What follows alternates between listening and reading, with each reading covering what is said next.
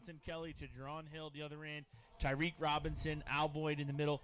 These guys are juniors and sophomores that are really special and already getting looks at from colleges. And I think that, when moving for the next 2 or 3 years, these guys are going to be, we're going to be talking about them like we did with the 12 and 13 class. That's a key statement. We're talking about they're young, right? So we've got a long ways to go with them.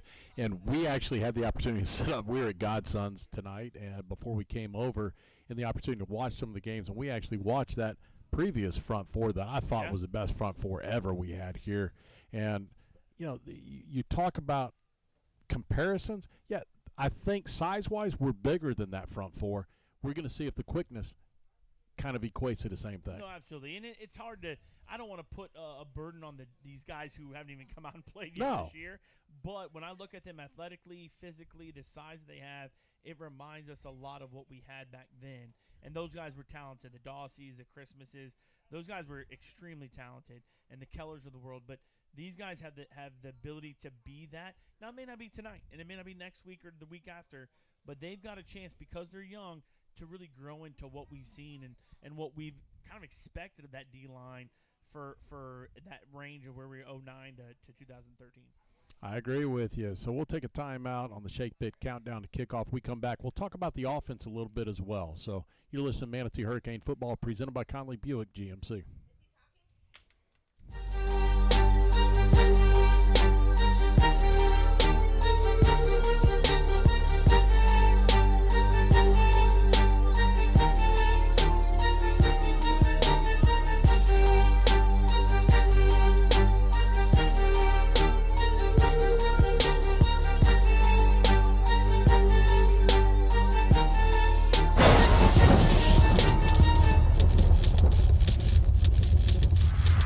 Greatest joy is serving in the community in which we live. Don't choose our firm so we can boast how big we are or tell everyone how many millions of dollars we've won for our clients. At Carl Reynolds Law, you won't be just another feather in our cap. Choose Carl Reynolds Law and become part of our family so we can continue to give back to the community we love. Carl Reynolds Law, because injuries are personal. Visit us at injuriesarepersonal.com. Honey, I think the sink is leaking. I can fix that. Take your wrench. Are you sure you know what you're doing? Yeah, I'm watching the video. Online DIY videos can make the job look easy. But you can't trust everything you see on the internet. LaPenzie Plumbing, Pools, and Air has been servicing Manatee County for over 30 years. You can trust LaPenzie's team of professionals to get the job done right. LaPenzie Plumbing, Pools, and Air, a reputation built on trust. Honey, I think the sink is leaking. I can.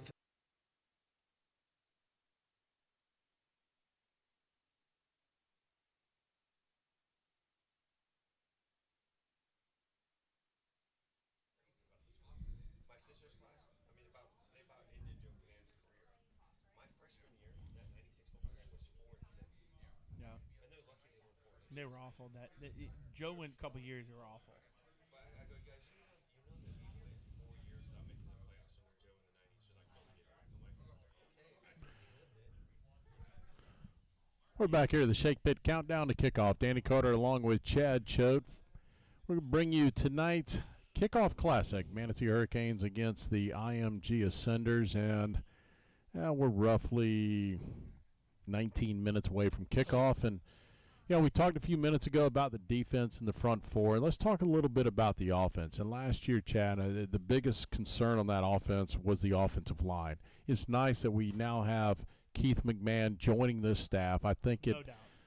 the fact of the matter of you put a guy that played the offensive line for starters, right, understands the offensive line, but somebody that can go one-on-one with these players. And we didn't have that last year. We had nobody working with him. And I've talked to him exclusively, and they're learning. I mean, it's going to be a learning curve, so don't expect big things out of them right out of the gate, but it's going to take some time, and I think over time they're going to get much, much better. I expect them to be better than they were last year, and he kind of agrees with me, but there's a few holes they got to fill, and they're going to toughen up. Sure. Well, listen, from experience, Coach McMahon was my coach as an offensive lineman, his second year coaching ever. And he brings the – not only was he here at Manatee playing the high level of high school football, won a state championship, but he went to Florida. He experienced playing at a Division I level and really brings the game, to be honest with you, to just normal standards. And just to be able – and that's what a good coach does, is brings what you're doing and puts it to each player that can understand kind of what's going on. Last year, our offensive line coach left within 2 weeks, and it's no one. And there's a major difference every day at practice when you have a coach. You're able to watch film with the coach and really be able to evaluate what you do and really critique what you do and coach you up. There's no question. And I know Coach McMahon. I know Keith is extremely excited to be back here. This is home for him. Absolutely. We talked about it in the podcast, that you'll see with him eventually. But he loves this place.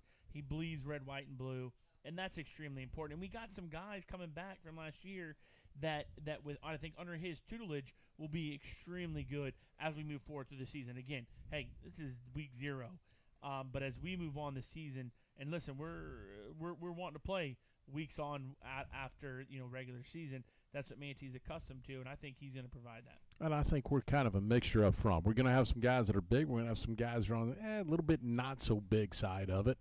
And, but it's a matter of how you get them to gel and work together. Absolutely. And he told me during the summer, hey, the way they're going to do their blocking schemes and things they have to work as a unit. And the bottom line is they weren't even working as a unit. So basically we've gone to ground zero and we're working our way back up. And he's very, very excited, and I think that he'll eventually get the things across that we need to do. It may not be in week 1, 2, 3, or 4, but I think by the time we hit the midseason stride where it really starts to count, I think we'll be there. I think we'll see a great progression. Yes, absolutely.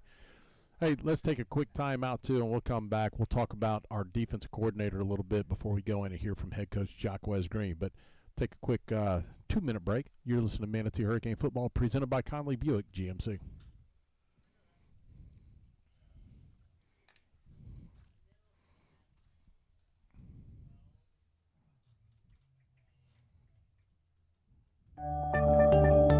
Well, we did we do Brown and Sons Group already? Break 2? I thought we missed that one. Or did we do it? We may have did. No, we did it. Yeah, throwing Coach Green. Yeah, so throwing Coach Green after this one, and then we come back, we'll talk about we'll get the defense coordinator after. Yeah, because we're on that. We're perfect. I didn't check it off. It's on my week 1. All right.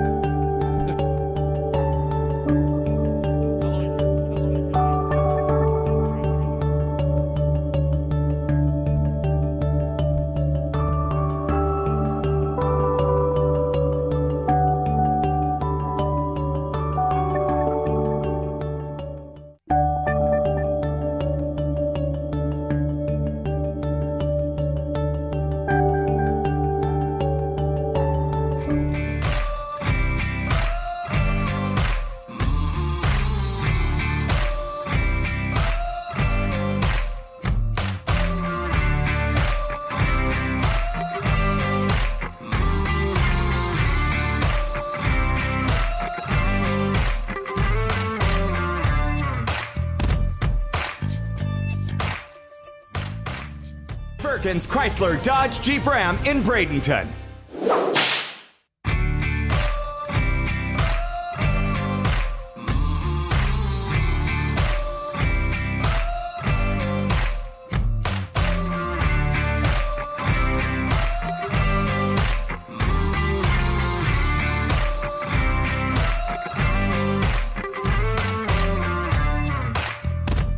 Hi there, I'm Sharon Scarborough, principal of the Manatee High School. I'm coming to you today to welcome you all back to the halls of Manatee High School. We are so excited.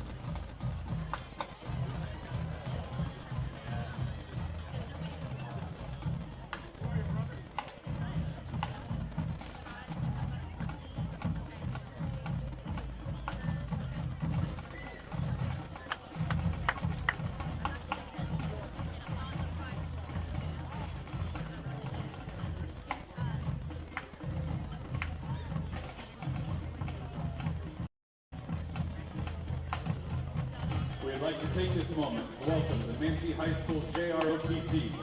The Honor Guard will be presenting their colors and flag of the United States. Comprising the Honor Guard tonight is Commander on the U.S. flag, Cadet Lieutenant Colonel Jose Portillo.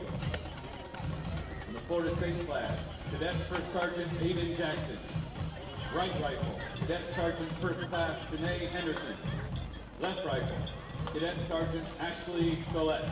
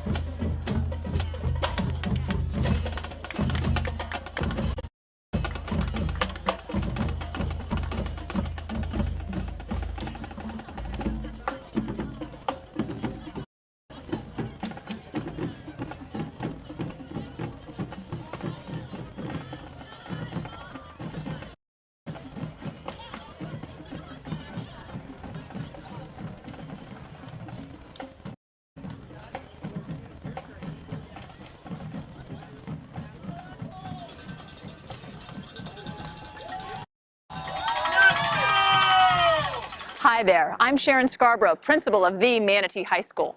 I'm coming to you today to welcome you all back to the halls of Manatee High School. We are so excited to start the 2022-23 school year at a school with over 100 years of tradition in our community. This year we welcome back about 2,000 students as well as a stellar staff. From our teachers to our coaches to our support staff, we couldn't be happier with who's here for your students and your community. I'm standing here in front of the beautiful Davis building where on top of those pillars it says integrity, strength, and tradition. And we are so proud of our students and our community for the tradition that they have brought here to Manatee High School. We thank our alumni, our community members for being a part of Manatee High School, and we look forward to welcoming you to our fields, to our courts, and to our theaters to see our students excel at so many things. Because you know what, here at Manatee, challenge the students every day to be more and be more than they were before. And I thank you all for that. So as always, go Canes, and now back to the voice of the Hurricanes, Danny Carter.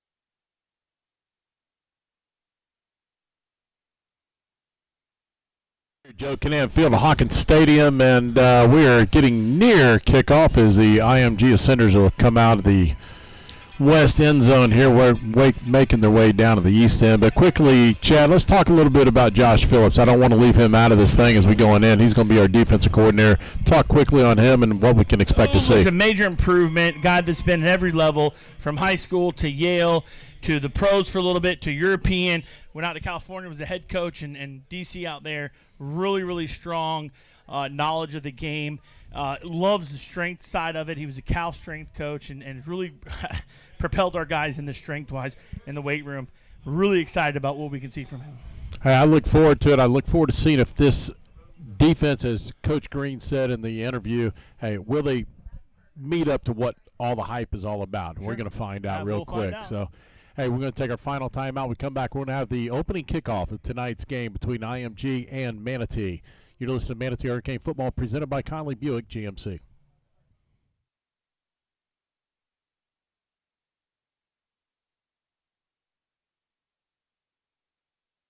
Manatee Memorial Hospital is available 24/7 with high-quality treatment at our expanded emergency care center. As an accredited chest pain center by the American College of Cardiology and with a comprehensive stroke certification from Healthcare Facilities Accreditation Program, our caring team will be ready when you arrive. Remember, if you experience symptoms of a possible heart attack or stroke, quickly call 911. Visit manateememorial.com for more information. They say life is better on the water, where the only measure of time is the disappearing tide and the sound of fishermen returning from a long day's work. That's where you'll find Swordfish Grill, nestled along the quiet Gulf Coast in Florida's oldest fishing village. This is a place to relax, to unwind, and enjoy freshly caught seafood. They say life's better on the water. We couldn't agree more. Swordfish Grill and Tiki Bar, located in Cortez, Florida's oldest fishing village.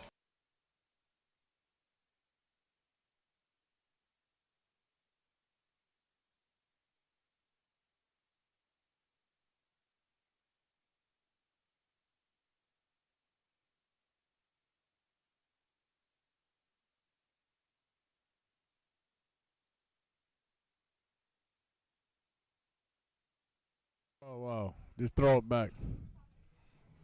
That wasn't supposed to be there.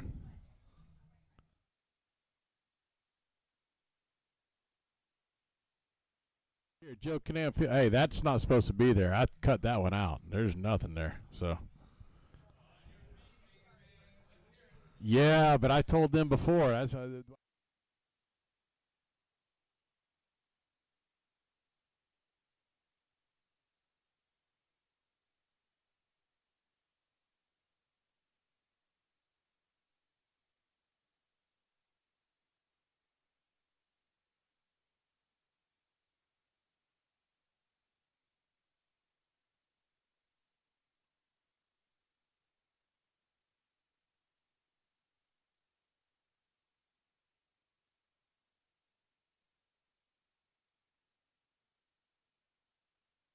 the Kickoff Classic. We're just moments away from starting. I'll be here with Chad Chode. And Chad, we look excited. I think this is going to be a great situation for us. Manatee will be kicking off right to left. They're going to wear the red helmets, red tops, red bottoms, my favorite uniform of all. That's traditional. Yes, 100% tradition. When my son was asking, what do we do? I said, listen, let's go back to basics. Let's do the traditional red on red on red. And, listen, we had a tough year last year, so let's get back to tradition and where we should be. IMG will be white helmets, white tops, white bottoms. They're white from top to bottom. We got all red, and we're waiting the kickoff. It'll be Cash Waldrip doing the kickoff here.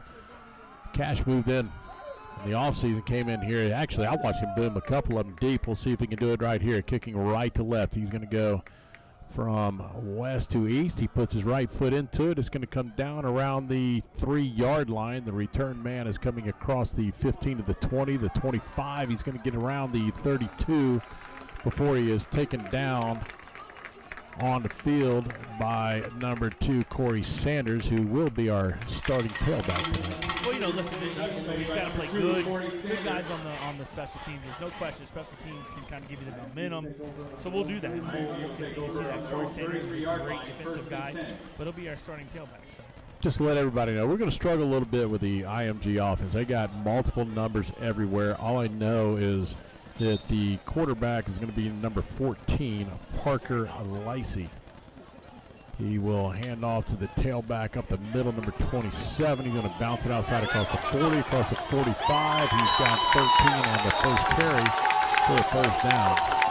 We had a chance there, 56. We had a chance there. Alvoid Keenan had a chance there, but just couldn't get off the block to make that play.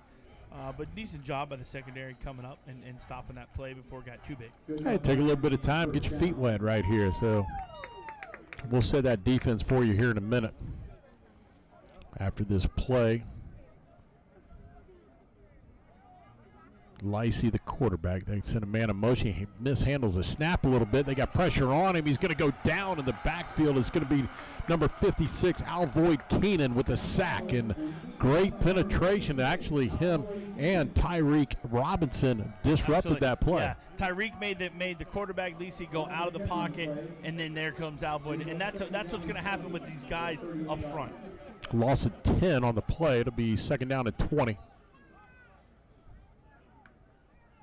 They will hand off up the middle again. It's Alvoid Keenan all over it, smothers it, a loss of 3. And that's Marcus Lowe, same running back who was in the play last play. But again, great penetration by Alvoid Keenan. And again, you got 4 guys up front that are going to make some plays, and that's a beautiful thing. 3rd and long, extremely tough for high school teams to complete 3rd and longs. Watch for a screen.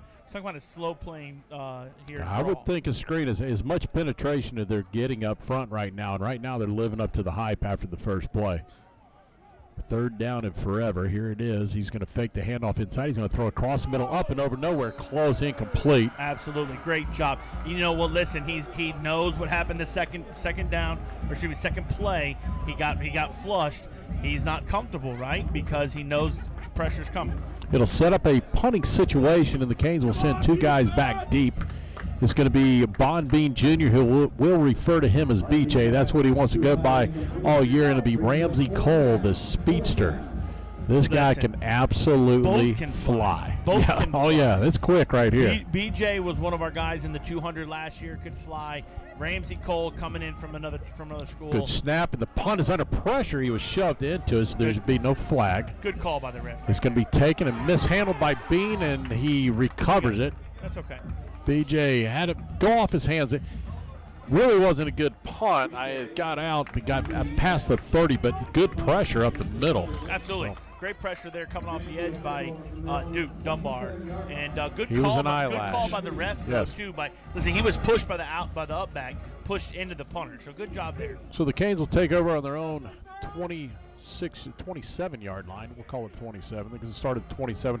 Let's set that offensive line left to right. Nico Rodriguez, Bruno Gutschkow, Hayden Randolph, Hayden Ridgely, and Xavier McKinney.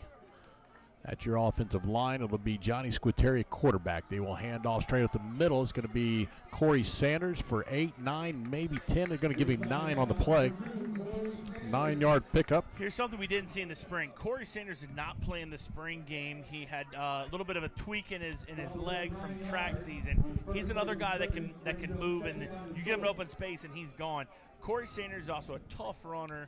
He's going to be someone that we look to and give the ball a lot. Yeah, he's a junior, 5'8", 170. I'll tell you what, he plays about 6'2", 210.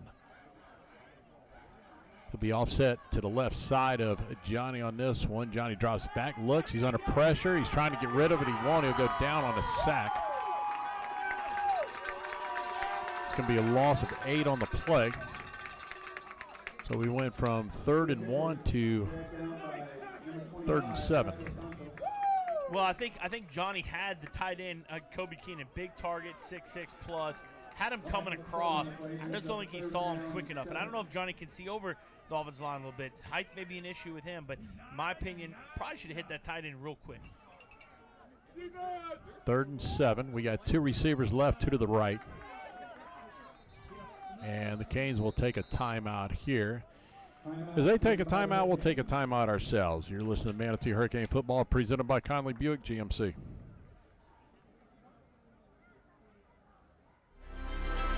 Our greatest joy is serving the community in which we live. Don't choose our firm just so we can boast how big we are, or tell everyone of how many millions of dollars we've won for our clients. At Carl Reynolds Law, you won't be just another feather in our cap. Choose Carl Reynolds Law so we can treat you like you're part of our family. And so we can continue to give back to the community we love. Because injuries are personal, Carl Reynolds Law. Stadium, the Hurricanes on their opening drive, 9:22 to go, first quarter. Big play right here, third down. Keep the chains moving here on this first drive, and that that spells good things for the rest of the way. 3rd and 7. The Hurricanes are at their own 29-yard line. Squitieri takes a snap, throws it underneath. It's going to be caught by Ramsey Cole, and it's going to be no gain on the play. And that'll set up a punting situation for the Hurricanes. Actually, really good job there by IMG to evade the blockers because it was there, and it was one guy who could get there, and he got there and made the play. So, good kudos to number 19 there for IMG. Good luck figuring out. There's multiple numbers. Just pick one.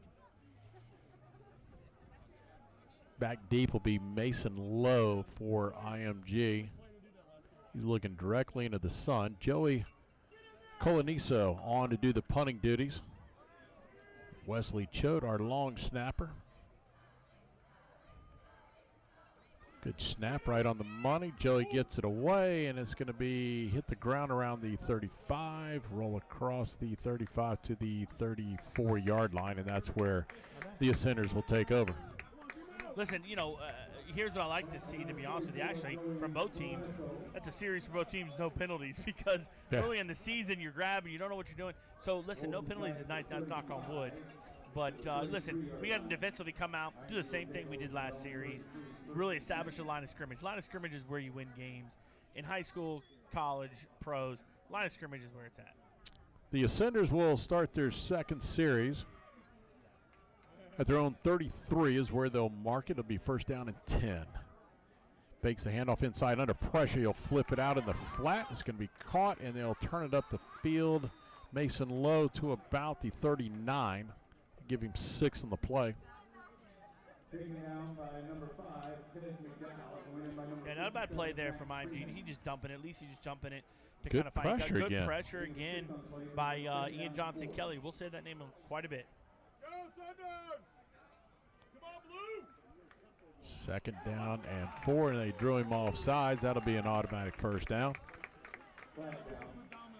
Alvoid Keeney got a little, tried to time it a little bit. That's on him. Hey, I like it, though. It shows aggressiveness, and that's what we're trying to do, get the jump off of it. Hey, got called on the snap. Good job by the Ascenders and going with a hard count. Yeah, no doubt. And that's our aggression. They're going to kind of play against that, which we've got to now know, hey, they're going to go on some hard counts here and there. We got to be able to adjust. First and 10, IMG at the 44 of their own. It's going to be a handoff to the right side. He gets out of the first tackle. You got a flag back, and I think that's going to be a hold. Going to bring it back. Yes. Holding. Didn't like the way that was looking at first. Nobody on the edge there, but Ian Johnson Kelly running his motor, and there's the hold. Still only a 2.5-yard pickup on the play, but you got the hold. You're going to obviously take the penalty and back them up. Absolutely. I mean, turn around, make it first and 20. Unquestionable. This is the hard part I have in high school football, even in college football. I don't understand why you even bother to look at a player on the field. Some of it's obvious, right? Yeah. I mean, you take the +2, you're going to take the -10. Right. But, I mean, reality is they should just signal to the official on that side, ask the defensive or offensive coordinator what you want to do, or the head coach, and say, all right, this is what we want to do, and go forward. I mean, you don't even trust a 16-year-old to drive a car half the time. Why are you going to ask him on the field what to do? Here he goes. First down and 23. fakes the handoff inside, throws it in the flat, almost picked off. A great jump on that one. That's going to be Christian Johnson. He read that, and it went right through his hands. Could have been close. That was a pick six look if I've ever seen it, and delayed, a little bit of an RPO, reading the slant, and Christian Johnson, great job coming up and jumping that to cause a long now, 2nd and 23. 2nd and 23, 7:27 the first quarter. Hey, if you're watching online, hey, it's nice. We have the scoreboard on there now, so hopefully it's working right along. We don't look at it as we go along here, but 2nd down and long. You're going to throw it in the flat, and we had it flush, a little screen, and we got away with a little face mask. We heard people below us yell. It was a 9-yard pickup. It was clearly a face mask. They missed it down there, but hey, good job defensively. They set up the screen, and they get a good job of kind of funneling us around it. Absolutely, and Ian Johnson-Kelly he read it and almost got his paws up there to block it. And but good job rallying and making the tackle. 3rd and 13 here for the Ascenders. Going left to right, they'll fake inside. He's going to throw it out in the flat, nowhere even close. He's throwing off his back foot. Again, pressure up the middle. You get pressure on him, he's inconsistent. Absolutely. There's been 3 of them like that. I think he's obviously knows the pressure's coming. He knows it's going to be there the rest of the game. His probably MO right now is some quick stuff, get him acclimated. But hey, great job bringing the pressure. Ramsey Cole and Bon Bean back. They'll stand around the 30-yard line as we await the punt from the Ascenders. Here's a good snap. He'll get the left-footed kickoff. It's a kind of shank that's going away. It's going to be picked up by Ramsey. Ramsey Cole going, and there's a face mask to tack it on. They pulled it off. That'll be 15 yards tacked to the end, but what a gutsy play to come grab that and go forward. I'm sorry to interject. That's my coach in me saying, don't get away from that. Oh, no, go, get that. What a great job by Ramsey Cole to get that on the bounce and go. If it wasn't a face mask, he's probably in the end zone. You took roughly a 10-yard, 12-yard punt that bounced, and he came and just shot the gap and grabbed it. Who knows where it's going to end up on the roll, probably another 10, 15, but now all of a sudden. But where did he catch the ball? Right, he got the ball at the highest point, so I have no issues with it. It's and now when we're guys gain another reach down. 15 face mask, hopefully it's a 15. So that'll move the ball down to the 29-yard line, and we're going to have a water break on the field. We'll take a quick timeout. No score here at Joe Canaan Field at Hawkins Stadium with 6:39 to go in the first quarter. You're listening to Manatee Hurricane Football, presented by Conley Buick GMC. Are you injured and need legal representation? At Legler, Murphy, and Battaglia, we know that trust is important and that you need a personal injury or workers' comp attorney who will listen to you. Here's how we do it. We personally meet with you and listen to what you have to say. We get to work immediately while keeping you informed. You get to focus on healing, leaving the rest to us. We may not be loud or flashy, but we know how to get results. Call now for a free consultation. Legler, Murphy, and Battaglia. All injuries, all the time.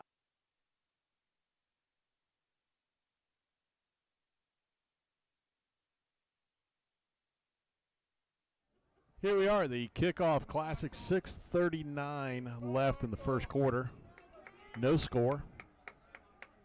Second series by the Hurricanes. They start at the Ascenders' 29-yard line. Johnny Squitieri will go under center. Takes the handoff, going left with Corey Sanders, trying to get around the corner, get across the 25 down to around the 23, but there's a flag back. I think there's going to be a hold that's going to bring this one back. Yeah, it's all pretty quick there. So, but you know what? My my problem is if that's on the back side, which it came from our home side, that's on the back side, completely away from the play. Unless it was absolutely obvious. What are you calling that for? So that flag was actually sitting around the 31. They're going to move it all the way back to the 41. We got to get all the way down to the 19-yard line. So first and 22. Set up, goes strong, heavy to the right side. Single back with Corey Sanders up the middle. He'll be hit around the line of scrimmage, lean forward for 2. Set up a second down at 20.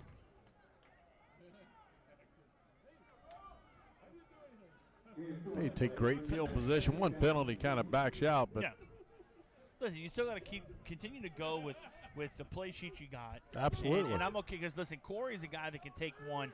He gets a hole, and he's gone. Got press coverage down here on the bottom. Let's see what we can get away with. Oh, I thought we moved early. It's going to be Squitieri going down the sideline. He's got a man open. It's caught. It's going to be down at the 3-yard line. That is Bond Bean on the reception. And we're going to go. Let's see where they're actually going to mark it at. I think they're going to put it around the 2-yard line. Yeah, it's going to be the 2. So that's going to be a 37-yard pickup. A nice throw and catch, and Bond Bean just beat him off the line. Absolutely. And we are in the Pinch a Penny red zone. Hey, the Canes in the Pinch a Penny red zone for all of your needs with pool supplies. Go to the perfect people for the perfect pools. That's Pinch a Penny, Manatee Avenue West. First and goal, handoff Corey Sanders up the middle, and he walks in. Touchdown. Corey Sanders and the Canes strike first with 5:26 to go in the first quarter. Great job there by the Hurricanes to finish that drive off. Great job from Squitieri, hitting BJ wide open. The way to finish from Corey. Canes up 6-0. We'll await the point after. Joey Coloniso will come on to do the extra point. It'll be BJ on to do the holding. See if we can stretch this to 7-0 here. It's a low snap. He gets it up. It's going to be good right down the middle, and it's 7-0 Canes, 5:26 to go. We'll take a quick 30-second timeout. You're listening to Manatee Hurricane Football, presented by Conley Buick GMC. For over 45 years, Coastal Orthopedics has been proudly serving Manatee and Sarasota counties. We provide the very latest in orthopedic technology to keep our patients active and healthy. Our mission is to improve the quality of life of our patients and their families while fostering a culture of excellence in all aspects of our professions. Our physicians and staff focus on personalized patient-centered care by customizing a treatment plan for your specific needs. We treat you better. Coastal Orthopedics.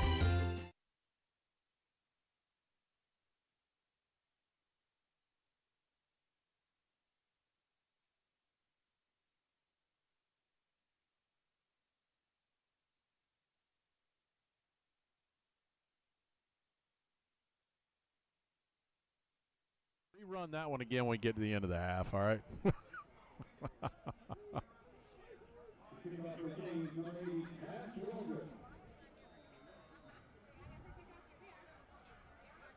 That's fine. Here goes the kickoff, and it's going to be taken at the 4-yard line. He's coming back to his right, spins away from one. He gets across the 25 to the 30 to the 32, taken down around the 33-yard line. It's going to be Darren Jean on the stop. Chad, hey, quick scoring recap. 4 plays, ended up in a 2-yard run there for 41 yards total for the series. 2-yard run by Corey Sanders. But the big play, 37-yard reception by BJ, which is huge. All scoring recaps this year brought to you by Howard Leasing. Trusted PTO will manage your payroll, HR, workers' comp, employee benefits. Visit them at 63302 Manatee Avenue West. First down at 10 of Sanders. At their own 33, they'll fake the handoff inside, and there's a lot of pressure. They'll drag him down, and there's a flag thrown in the back. I think they're going to call a horse collar. Got a weird feeling about a horse collar here, the way that was. It looks like he's holding, yeah. The way he kind of grabbed him coming back, saw in that jersey, I thought that's what it was going to be. But that hold was nowhere near the play. That's the part I don't understand. It goes back to I would have never thrown that flag. But, again, what does that mean? That means Good for our us. defensive line is coming off the ball well. It means their offensive line is struggling a little bit with the defensive line, the way it's coming off. That play, he probably should have given it and never taken it as the quarterback, to be quite honest with you. And so great stuff from the defensive front. Yeah, that's a 12-yard penalty based on where the spot of the foul was. So they're going to be back to their own 21-yard line right here. First down and 23. Fakes the inside. He's going to throw it. It's going to be tipped at the line of scrimmage. Ian Johnson-Kelly, my man. Ian Johnson-Kelly with the batted ball. And hey, if he gets just a little less hand on that one, it might carry far enough we pick that one off. Yeah, it was fluttering, but hey, great job by Ian to get in there and get his hands up. Right now, that front four is playing as advertised. There's no question. And what I do like, too, is that we are doing some rotation there. So now all of a sudden we got three-man front, brought in a D-line or a linebacker second and long here. Bringing linebacker that can cover a little bit. Let's see if the three-man can get some pressure. Yeah, Coach Phillips said we're going to bounce back and forth to 4-3-3-4. Second down, 23. Again, quarterback looks left, throws it out in the flat, and he is going to complete it, but immediate tackle, a pickup of 8 on the play, but immediately 3 defenders right there on it. Absolutely, yeah, and that's why you bring in that second guy, the more athletic linebacker instead of defensive lineman. Now we're coming back out, linebackers going out, defensive line's coming in. Oh, looks like, no, we're going to stay in three-man front. Third down and 15. Kane set up defensively. See if we don't come off the edge over here. We're showing like we might. They'll drop back. Here he goes. He's going to throw it out in the flat. It might be picked. It's going to be picked off. That was caught right there. Yes, it is. It's an interception. Darren Jean with the first interception of the season for the Hurricanes. Great job. Great read. Great job right there by Darren Jean to get that and be there exactly where it was. Again, I don't know if the IMG quarterback, Lisi, I don't know if he's feeling really comfortable, but his throws are just not where his targets are. But, hey, good thing for us. Let's see if we can score, capitalize. New quarterback in right here. This is the transferred quarterback in from Colorado, Andrew Heidel. He'll go out of the gun. Corey Sanders flanked off the left. He turns and fires, and it's going to be in and out and intercepted. Is going to be picked off. The ball is tipped around, and that was a pick. And we got Jackson Ashford got the interception for the Ascenders. It was tipped at the line of scrimmage, and then it bounced around a couple different hands there. Really, it came from the line of scrimmage. Tipped line of scrimmage. But let me go back, though. Andrew, it was the right read. 100%. He had Kobe open, and it was just a tipped ball. That wasn't on the quarterback. Hey, there's a lot of good quarterbacks for an interception on their first attempt that turned out to be superstars. Hey, now defense got to. Actually, I think Tom Brady might have thrown a pick in his first one.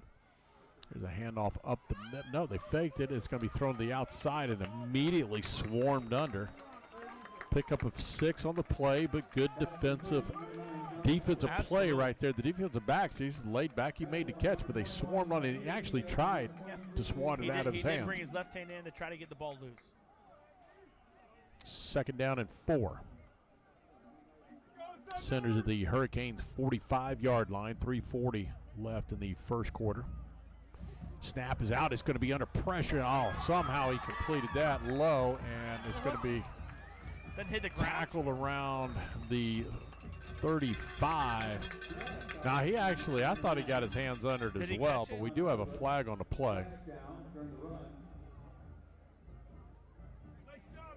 Now we're trying to determine. Let's see what they do. I think he's going to pick the flag up. It's a flag against the Ascender, so the first down is going to be wiped out right there.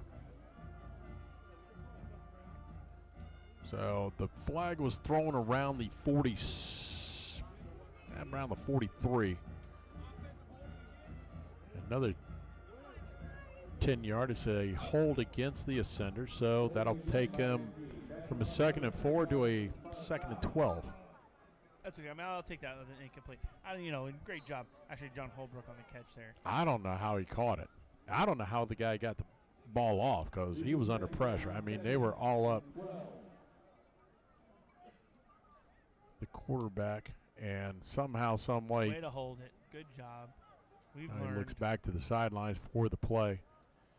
Can't stay in that 3-4 front right now. Here's a snap, looks to his left, and he's going to flip it back out to the right with a screen, and he's got some running room across the 35, across the 40. Shakes another guy across the 30. We got a flag on the far side of the field, and I think you can negate that. That's going to be holding on a receiver out there for sure. That's a 35-yard pickup, and we're going to turn around and bring it all the way back. Yeah, there's no question. It was holding on the other side. Once Lowe kind of brought it back over against the green there. there was definitely a holding up top. Based on where that flag is, we're going to go back and have a second down and 10. Pretty much almost the same thing.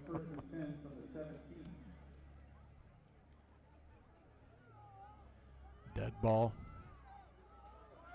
Sideline warning. How do you have a sideline warning? We have the field painted as well as you can paint it, and somehow you can't stay behind the lines over there. So, hey, we were all wrong up here, so that'll be first down and 10 for the Ascenders at the Hurricanes' 18-yard line. Fakes the handoff, throws a slant across the middle, and it's incomplete. He's looking for a pass interference, but it's great coverage right there. Duke Dunbar on the coverage. Listen, Duke Dunbar's a guy who I think in the spring game really showed a lot of promise. Last year, kind of just felt like he was a little bit out of place, but in the spring, guarding Leicester at Riverview really had some really good plays in the spring game, and expect some big things from him. Canes will go back to the four-man defensive front here, second down and 10. IMG quarterback looks back over to the sidelines for the play. They go three receivers to the right. Takes a snap, looks left. He's going to throw the out pass. Is going to be tipped up in the air, in and out of the hands of the intended receiver. And that's Eduardo Jolly, the intended receiver. Pretty good guess. It's 317. I'm just picking one out of there. That's a good guess. Listen, brings up a 3rd and 10. I don't know what their kicking game is like. That I have no clue, but I know that they don't want to leave it in 4th. They want to get it right here. I don't think they want to go for it 4th down, go in the red zone. A lot of action here in the first quarter of play. 2:32 left. 3rd down and 10 for the Ascenders. Snap, quarterback drops back, fires the slant pattern in and out of the hands of the intended receiver. That ball should have been caught. And that was John Holbrook who caught the great catch low and was in the dirt, and then misses one right in his I mean, that thing was money. You could not have thrown that ball any better than he did. Coverage was there. It just was thrown in the perfect spot. They'll bring on the kicker, which is, let's see if we can figure this one out. Too many 12s to give you a holder because they got multiple does. They're going to set the ball down around it's going to be on the 24. This will be a 34-yard field goal attempt. Good snap. The hold is down. The kick is up. A line drive, and it's going to hit the upright and no good. Nope. Good job. Hey, listen, good pressure there come off the edge here. I was really excited to see if we can get Ramsey Cole, one of our speed guys, off the edge and go make a play there. That ball knuckled the whole way there. It didn't look like he hit it right. So the Canes will take over on their own 20-yard line. And let's hit the reset button, and Andrew Heidel will bring this offense back out again. And we get things rolling one time. Be Corey Sanders in the backfield. Canes will run a bunch set off the left side.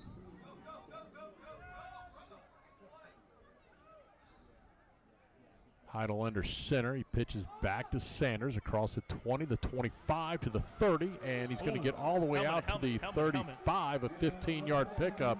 And that was a high shot, and they should have thrown a penalty. It was helmet there, but, it's all good. Hey, Corey liked it. He got up and clapped and said, hey, bring it on. I love about Corey. Corey will take the punishment and keep rolling. First down and 10. Canes move it out to their own 35-yard line on that first play. 2 minutes to go, first quarter. Heidel mishandles a snap and falls on it after a loss of 3. Just pulled out of there too quick. Too quick. Yep, exactly right. No, you're exactly right. Just pulled out a little too quick. Probably looked like it being a toss again to Corey, and just kind of wanted to get it out there. And you got to stay in there to get. Listen, if you don't get the snap, nothing else matters. Nope, can't run a play without it. And we got the benefit of that too. They only marked it as a 2-yard loss, so it'll be second down and 12.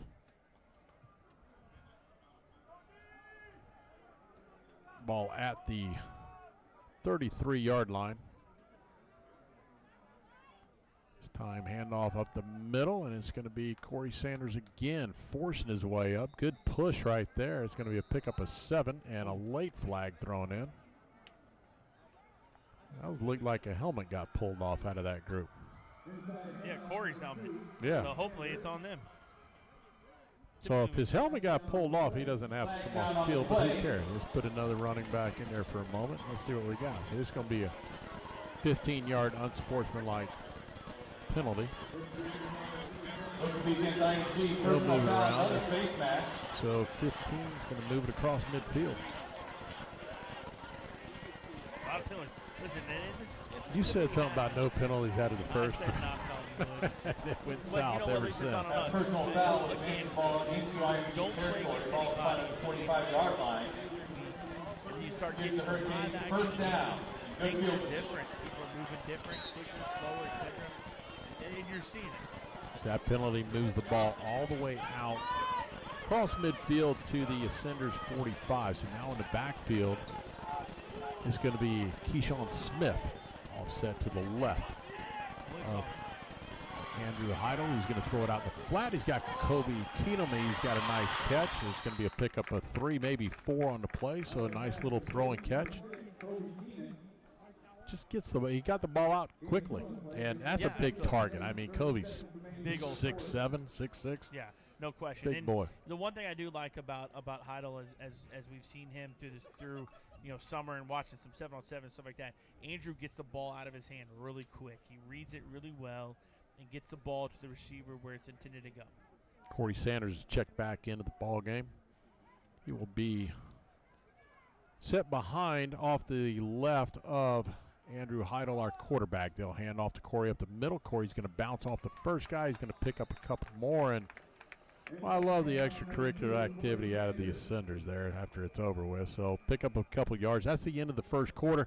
Canes lead 7-0. We'll take a timeout, come back with second quarter action. You're listening to Manatee Hurricane Football presented by Conley Buick GMC. Our greatest joy is serving the community in which we live. Don't choose our firm just so we can boast how big we are, or tell everyone of how many millions of dollars we've won for our clients. At Carl Reynolds Law, you won't be just another feather in our cap. Choose Carl Reynolds Law so we can treat you like you're part of our family. And so we can continue to give back to the community we love. Because injuries are personal, Carl Reynolds Law.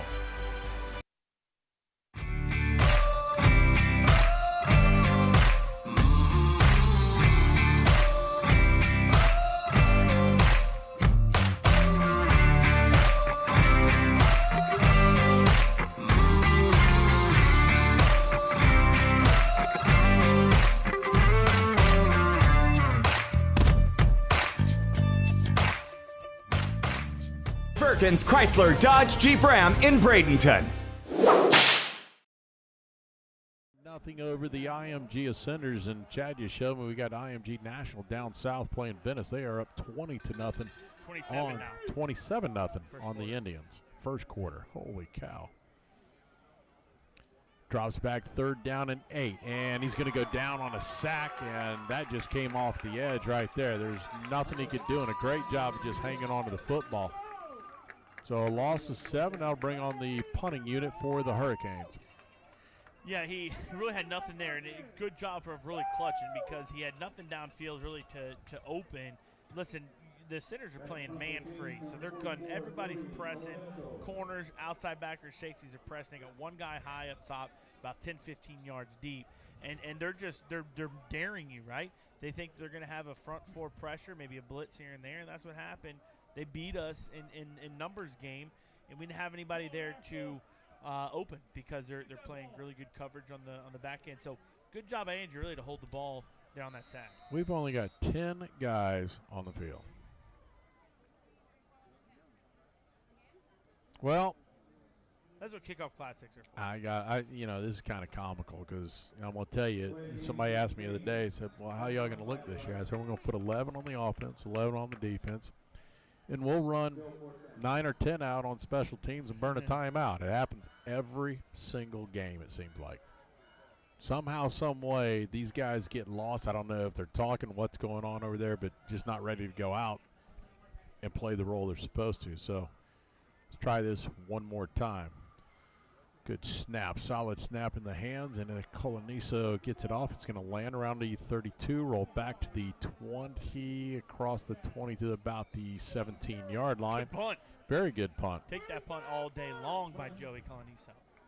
You know, it's not a long kick, good end-over-end kick, and then it just rolls out. He got 12 yards to roll out of that thing, and it takes away the return. Unless the return man's going to say, hey, I'm going to sell out and come get it. Now, over time, people might play it a little bit shorter. And of course, you could get a bounce back, like when you hit Which, your by the pitch way, wedge. I know he can bang it deeper than when that. you're pitching wedge and sand wedge, you get a nice roll back. You're good at golf. You know that. If I play the Kirkland balls, yes, they spin back really well. 1st and 10, Ascenders. Fakes a handoff inside, almost picked off. Again, that was Christian Johnson. It was an eyelash, and I think he got alligator arms thinking he was going to get hit by the receiver coming across there. Yeah, absolutely. He was seeing contact, too. Yes. And I think he kind of short-armed it, same with the wide receiver. But that could have been dangerous. Bring up 2nd down and 10. The Ascenders will have 2 receivers left, one to the right. Time they will hand off inside, and Lowe will cut it across the 20 out to about the 24. Bring us with a 3rd down. Let's say a long 3, short 4 here. Hey, listen, big down right here. 3rd down's always big. They're going to have a full 25 seconds on the clock. So in my personal opinion, I'd say watch for a check with me. They're going to line up. My assumption, they're going to look back and see what we're lined up in, see if we move. So hopefully defensive linemen don't move here. Send a man in motion, the backside. He's going to throw it out into the flat. It's going to be caught and immediately snuffed out. That's going to be Tez McDowell all over that. Not only did he get to him, he got off the block and blew that completely up. Josh Carey, the receiver, he was the guy who came in motion, and there was nothing there. Tez McDowell did an outstanding job getting off the block and making the tackle. Great job by Tez. You said it, getting off the block, being physical, and making the play. He could have easily said, hey, I'm blocked. I'm not going to make that play. Great job by Tez. And Tez is a leader on the defense as only a junior. He's a verbal leader and a presence on the defense. Great job getting up, making a sure tackle, and now forcing that punt. Quinn Stanley on to do the punting duties. And his IMG was short of a guy, right? So hey, everybody's a little loose on this special team stuff. Baby. And we'll have a delay of game. They did, though. So I saw the flag on the backside over here. So, hey, we'll keep things right here. I want to thank all of our sponsors and talk about a few of them that return again this year. Basil's will handle all of our kickoffs. Cablis Gentile CPAs on the game stats, Pinch a Penny Red Zone. It is Howard Leasing on all of our scoring recaps, and Richardson Stinton Roofing with all of the best plays of the game. And we've had multiple best plays of the game so far. That last one by Tez McDowell, we can chalk that up. One of about 3 so far. Absolutely, maybe the defensive play. But going back to our sponsors, listen, we can't do this without them. Absolutely. We can't do them without the community support that we have at Manatee Football is bar none.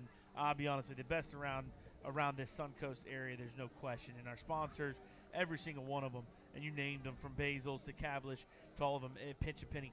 Everybody does a great job supporting this team.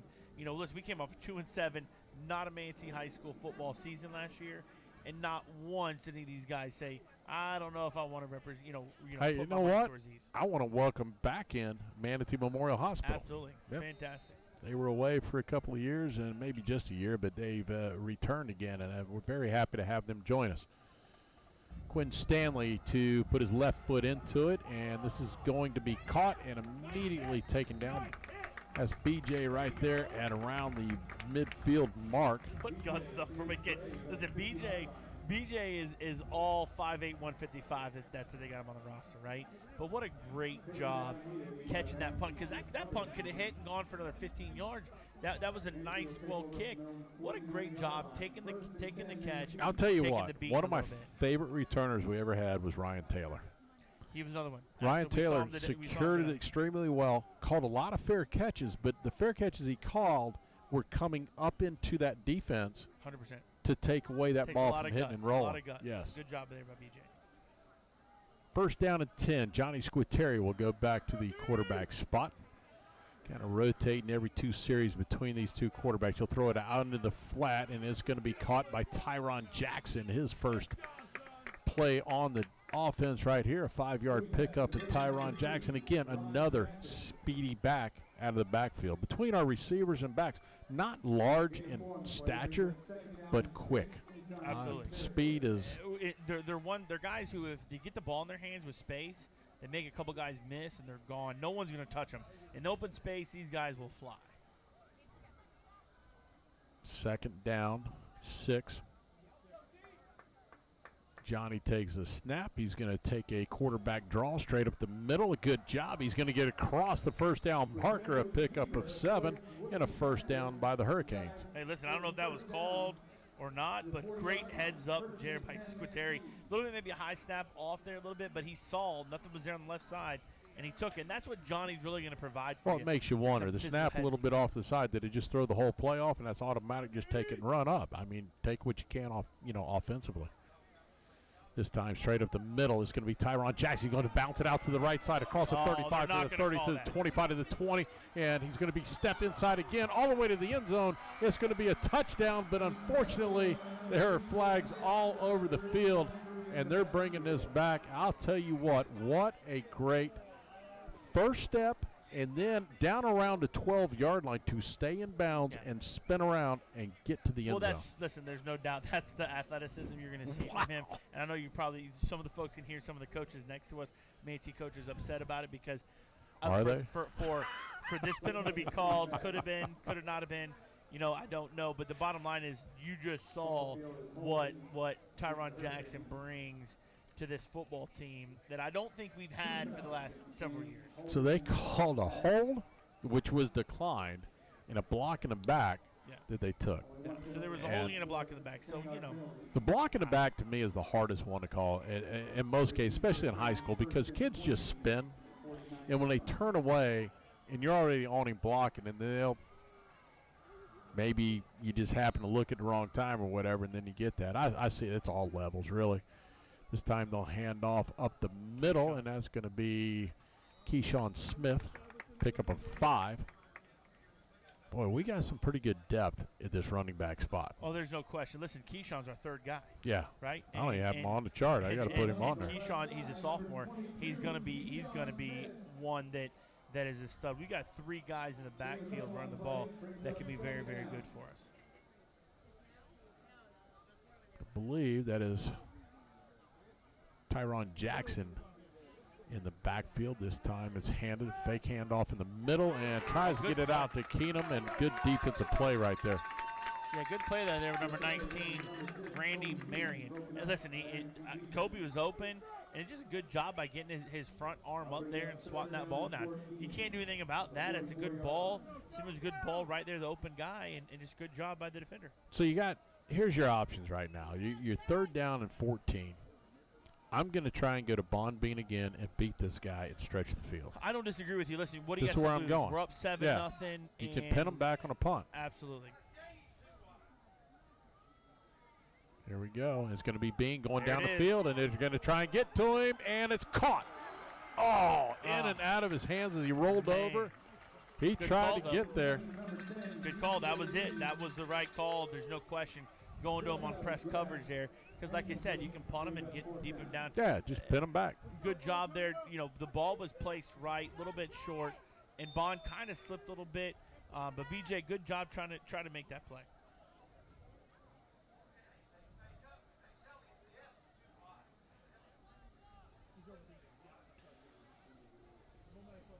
Fourth down, the Canes will punt the ball away. Just joining us, the Canes lead 7-0, 7:40 to play in the first half. Coloniso gets the snap, gets it away, a little hanger. It's going to land around the 15, roll down. The guy's going to pick it up and get to the 16-yard line. Good coverage on the play. That was Tez McDowell on the stop, but I like what they did. Extracurricular here. Listen, here's the thing about, I agree with you. Don't call that. Who are you calling that on? They got to be calling him. That's got to be on He's looking at IMG's Yeah, it's got to be on IMG because that dude just running his mouth the whole way going off the field. I'm not. You let that go. I would let it go all day. You warn them and you say, listen, cut the extracurricular. It's all good. Just warn them. But He hey, must listen, have said, gosh darn you, something about his mother, and that's where it went, right? Yeah. I get it. You know. That's generally how it goes down, right? Hey, it's the last guy still chirping. It's like the last guy, the second guy that throws the punch. Absolutely. Every time. No doubt. Now, hey, defense, we pinned it back a little bit here on special teams. Got to get after him now. So I agree with you 100%. Let's go get them. Let's see if we can maybe cause a bad snap. Nice little, the quarterback's a little nervous. He's got the end zone here. See if he catches it a little bit different. See what the defense can do. See if we get Tyreek involved right here.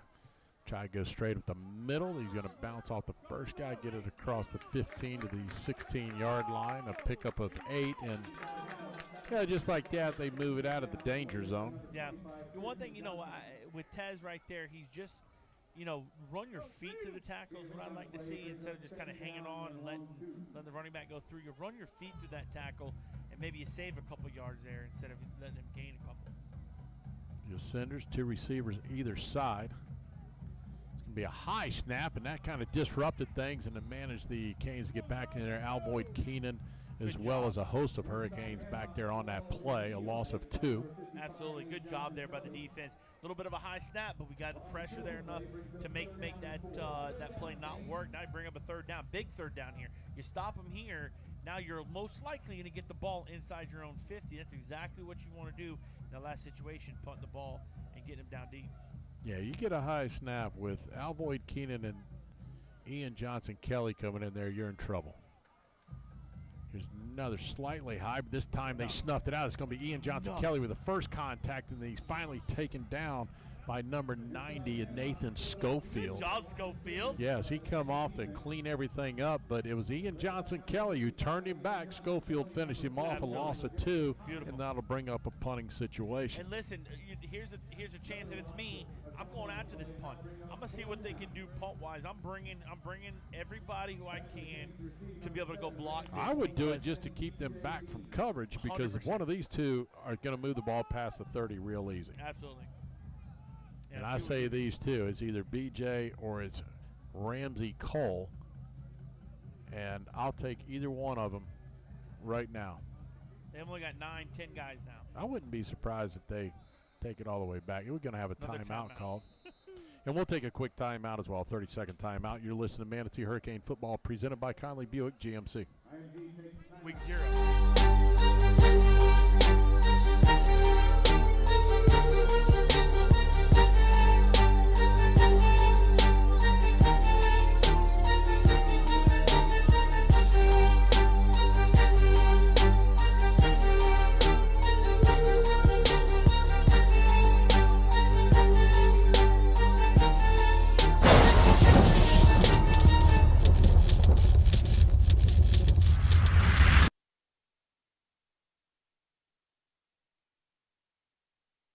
.29 to go in the first half. We have a timeout on the field. The Canes lead 7-0. And, Chad, we've seen good things on both sides of the football. There's been some breakdowns. Film's going to be, reminiscent of things down the road. But so far, just the tempo and the pressure defensively, I like what we're doing, some things on offense. Corey Sanders having a great game so far. No, absolutely. Listen, there's some things, of course, you're going to have to fix, and things, some batted balls, some misplays, some holdings. Listen, you take the holding, the block in the back, and there was a score by Tyron Jackson. So, there's going to be some things, of course, you come back to, but I love the way we're playing, especially defensively.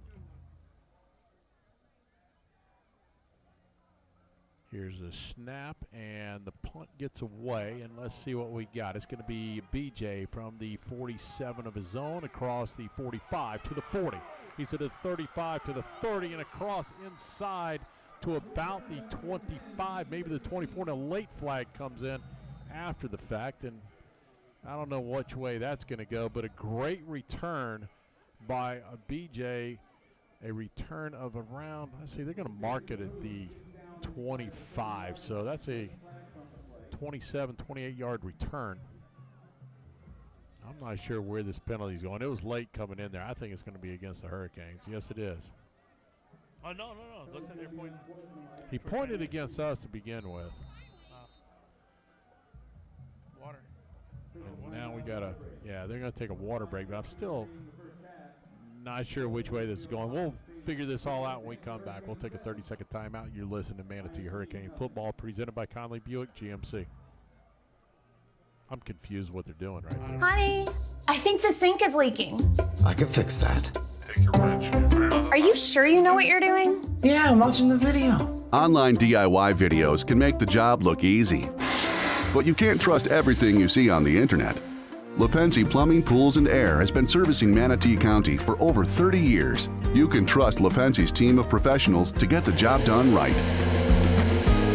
Lepensi Plumbing, Pools, and Air, a reputation built on trust. They finally worked everything out on the penalties, and the penalty did go against the Ascenders. They moved the ball all the way down to the 13-yard line, and that'll put us in the Pinch a Penny red zone. Pinch a Penny, the perfect people for the perfect pool. For all your pool and spa supplies, visit Pinch a Penny at 3500 Manatee Avenue West. Go in there and see Lee Zoller and tell him the Hurricane broadcasters sent you in. Let's see, Reed Carter, top sales. Yeah, he'll help you out. Get on that pool list. Hey, let them treat your pool. Take care of it. They love to do that stuff. That's what they do best. Here we go. First down at 10. Oh, jumped offside. We got to jump into the neutral zone. Easy 5 the other way. Very surprising from this IMG Ascender team. A lot of penalties here in this first half. I mean, I think we're up to about 6 or 7 just in this first half. That penalty will move the ball inside the 10 to the 8. First down and 5 from the 8-yard line. Johnny Squitieri under center. It's going to be Tyron Jackson. He's going to sidestep the first guy. He's going to be smothered at the line of scrimmage, though. Good enough just to get back to the line. Yes, absolutely. Great job missing the first guy that was in his face. Yes. Spin it off and got at least to the line of scrimmage, maybe even a gain of half a yard. Great job there by Tyron Jackson. So we'll go second down and 5. 4:50 to go first half. Manatee leading 7-0. And these are the positions that you get off of a punt, good return, you got a penalty, you got to score here. Take advantage of the field position. Tyron checks out. It'll be Corey Sanders coming in. It'll be offset to the left side of Andrew Squitieri. It'll be pitched out to Corey Sanders. Sidesteps the first guy, gets to the 5 and pushes forward across the 4, maybe to the 3-yard line. Yeah, I think just short of the first down there. Gain of about 4-ish. But great job evading some of the guys. When you're down here, too, you can't, the safety's up there up top. It's hard for the linemen to get up to the safety this level when you're so close to the end zone. Because, of course, the safeties are going to be playing up a little bit tighter. But good job by Corey there to evade the first guy. Give us 3rd and 1. We got 3rd down and 1. A long one at that. Lone setback will be Corey Sanders dotting it. Squitieri hands to Sanders. He goes up the middle, hit immediately, and let's see if he's got enough push. I think it's very, very close. I think he crossed. I think he got 2 yards. Good job. You look to the markers, and they moved the first down, and it is a 1st and goal now. It'll be set at the 2-yard line. Really, 1st and goal here from the 2nd, 3rd yard line. And everyone thinks, oh, listen, hey, you only got a couple yards to go. But now the field has shrunk, right? Big time. So you only got about 12 yards to deal with here. So your playbook kind of shrinks. But I love bringing in big bodies here. Hey, we're going to go big right here. Ian Johnson-Kelly in the backfield leading the blocking. It's going to be Corey Sanders up the middle. He's not going to get there. He's going to get to about inside the 1. I think he's about a half a yard outside of it. I love this formation. I do like too. Bringing some of the big D linemen up. You bring Ian Johnson-Kelly, maybe Al Boyd. I don't know who the second one was up top there, but I love it. Do it again. Pound the rock. Yeah, I think it's been Hayden Randolph up in there. He's off that side, go off of it. Here we go. It's going to be Corey Sanders. Walks it in. Touchdown. Hurricanes, and they'll extend the lead 13-0 over the IMG Ascenders. And Hey, what a great push off that right side by the Hurricanes. And there goes our new lights flashing on and off. There they are, baby, flashing on and off. Got the red going. It's a beautiful, beautiful, beautiful thing. There's nothing wrong with the lights, Miss Boone. We're just rocking and rolling here in Hawkins Stadium, baby. Listen, here's the beautiful thing. You brought the big guns in. You brought Dron Hill on one side. You brought Ian Johnson Kelly on the other. Pound the rock. There's no reason to be cute from the 1 yard line. Pound the rock. That was pretty cool. We didn't get to say that's about the same time we tested it last week. It's pretty cool. A lot of people first time. They got the red on the stands over there. Joey Coloniso on for the extra point. The snap is good. Hold is good. Kick is good. No, left. Oh, he hooked it. I swear to you that was good. It hit the net. I don't know. I go by you because I'm off. From here, it looked like it went right through. But anyways, it didn't. 13-0, 2:55 to go. We'll take a quick 30-second timeout. You're listening to Manatee Hurricane Football presented by Conley Buick GMC. I swear to you that was good.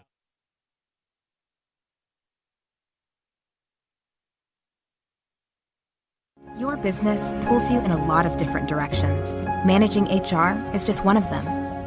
But you never know what questions may arise. What if you had a team to turn to that could take the guesswork out of HR, save you time by researching the answers for you, and help protect your business? One made up of friendly, approachable HR professionals dedicated to helping people just like you find the HR information they need, no matter what size your business is or the industry you work in. Your business. DJ on a punt. They move the ball inside the 10-yard line, get a penalty, and then Corey Sanders punches it in from outside the 2-yard line. All of your scoring recaps brought to you by Howard Leasing, a trusted PEO that will manage all your payroll, work comp, HR, you name it, they got it for you. Go to Howard Leasing, Manatee Avenue West. Basil's Chicken and Ribs kickoff here, and it's going to be landing around the 15, taken at the 11, across the 20, across the 25, 30, 35, finally taken down around the 36-yard line, and that's about a 25-yard return, and on the stop was Najee Sexel.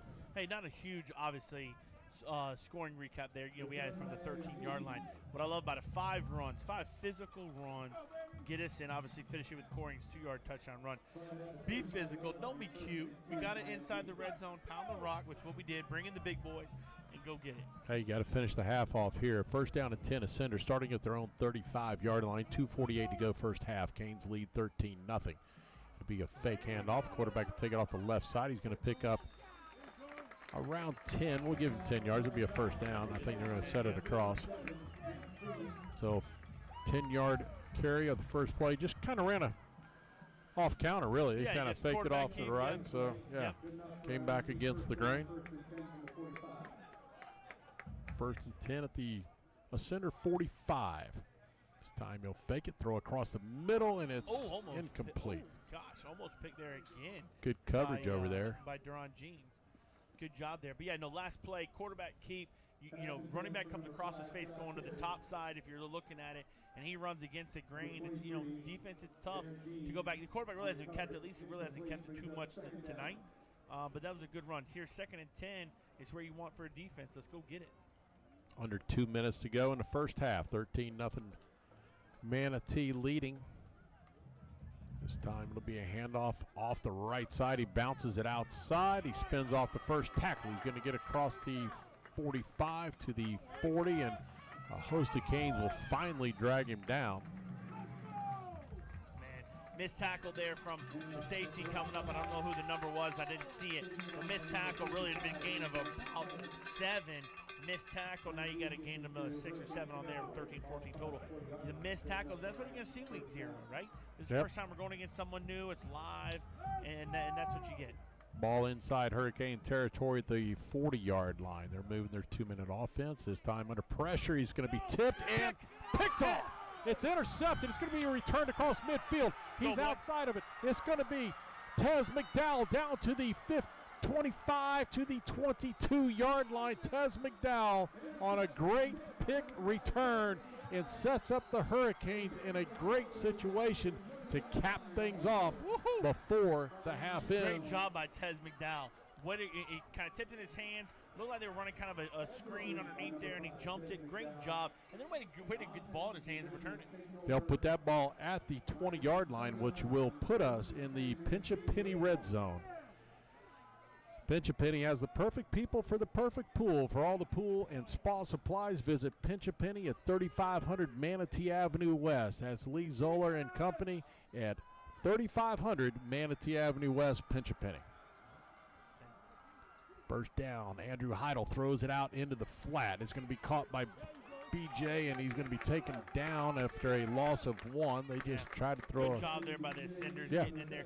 Try to throw a little bubble there to BJ, get the athlete, get the ball in his hands, get him out going. But, listen, that defensive play, there's no question. Call timeout, get everything settled. That's one of our best plays right there, brought to you by Richard Sitton Roofing. Loss of, well, mark it as a loss of 2, and Chad, we'll keep things right here as we have a timeout on the field by the Hurricanes. That'll leave us with 2 to go. But, man, what a great opportunity right here to extend this lead. Hey, if you score, I don't know, what do? You go for 2? I don't. I mean, I just kick the extra point kind of to make sure you got 3 full scores in there, almost 3. So you just keep pushing it. And here's another thing, too. This sets up, if you don't, it sets up for a chance to maybe kick a field goal and a 30-some-odd field goal, maybe 40. Let me ask you a question. So where you get your kicker involved in the game. Can you buy enough time to run to the far corner? Just throw it up for grabs over there. I think they're beatable. Just see where these safeties line up. They're going to play a 2 deep right now. Put a Kobe in the corner. Let's see what happens. Do a little stick on number 1, Kobe into the corner, and throw it up to the 6'6" guy. See, they're only going single high, so you got an opportunity to do it right here. You can see it right here. Yeah. 2 short routes by the trips, corner route. Try on Jackson in the backfield. They got 1 high. They just called it from the backside, in and out, and intercepted. That ball should have been caught in and out of the hands of Kobe Keenum. He should have caught the football, and I like the read. I mean, it was a perfect pass. No, good read, good call, play pass call. Was money. Just hit your hands, and you don't catch it, and it goes into the defender's hands. Tough play right there. And I heard our coaches next door to us saying, hey, they're single high, and I think we still had to corner if we wanted to go that route as rather than going across the middle like that. We had them beat in about 3 different spots. Yeah. And had them beat right there, just ball wasn't caught. Good play, good read, and just wasn't caught. And listen, hey, now you know that's something you can go back on film and say, look, we catch this. How does this change the trajectory of the game? Second interception of the night, and, hey, unfortunately for Andrew, neither one of them were his fault. So that was actually Squitieri at quarterback. Here goes a handoff up the middle, and we got less than 40 seconds to go, and they're going to call a quick timeout. Right, both interceptions are not the quarterback's fault. No, neither one of them. I mean, both of them have been right there. One was tipped, and this one right through the hands. But here's what I do like to bring out. I don't know why we're caught. We obviously don't have. We're not lined up. Happy with what we're doing defensively, knowing that we should be in a more of a prevent situation. So. Well, here's what I like about the situations that we've gotten our defensive into with those interceptions. They got off the field, sudden change. You can do that in practice. You can do sudden change. You can kind of predict some of that stuff in practice. It's not the same tempo, is it? And so we've had an interception earlier with the tip. You had that interception, first play of that drive. So all of a sudden defense comes off, thinks they've done great. They're sitting on the bench. Boom. Now we got sudden change. I like hey, let's get that now to where when we experience that, and we will down the road in a bigger game, more important game that counts, we are prepared for that. Hey, obviously Shake Pit has brought the shakes up here because we got a young man sitting over here beside me. He's got one, but he looks like he's freezing over here now. Yeah. He's sitting with his air conditioner on him, and then he's eating that shake at the same time. So it'll be first down and 10. The Ascenders have the ball at their own 15-yard line. 34 seconds to go in the first half. Got 3-4 look. Manatee up 13-0. So snap off the left, and the quarterback picks it up and turns a loss into a gain. And it stays in bounds, and now they signal to stop it, and this isn't good because Ian Johnson Kelly is the one that's down. And I don't know if he's cramping or if it's his knee. I think he's cramping. Taking down by number 41, Darius Thomas. Stay down, son. That's never a good thing if you're I mean, it is hot and it is humid. So you got to start thinking, you know, when I see guys that cramp in games, and I know he's been going all out. Yeah, so you're sweating, you've got a lot of stuff going on. But the fact of the matter is, to prevent cramping, it starts on Monday. Several days before, yeah. no question. I mean, you got to drink your gallon water, and you know we always. And had sometimes a saying, that doesn't even help. I mean, that's true it just sometimes it just happens. Yeah. I used to have to take potassium pills before every game, just because I'm a sweater. Chotes, I don't know. That's what we do. We sweat. So, but we always had a thing where every time is that you walk you're by, under pressure? Is you know, it just you know? Every time we're hot-blooded, every time you walked by a water fountain, we always said you drink. You walk by a water fountain, you're taking a big guzzle. Nowadays, we give kids these water bottles. They walk around with them. He's cramping. He's all right. But you know what? The problem is now he's out for a play, right? But the other problem is once you start to cramp, it doesn't go away. It will not stop tonight. No. Unless he gets out. Let's go in the locker room. You're about almost halftime. And me, send him out, pickle juice him, Pedialyte him, and get him hydrated. Yeah, if you're in the college or NFL, they just give you with an IV, IV and you're back. I don't know if we're that. No, we're not there. No, not at all. If you're at IMG, maybe. Oh, here we go. They're going to run it off the left side, and what a tackle out there. Tez McDowell just snatched him down, a loss of 6 on the play. And great job.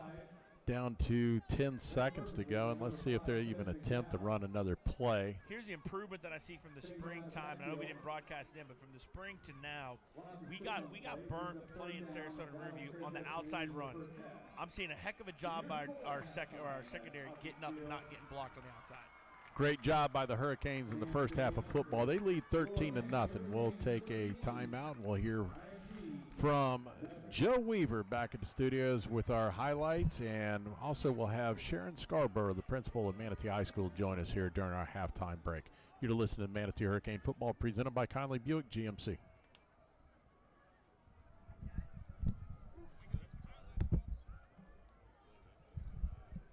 What's that?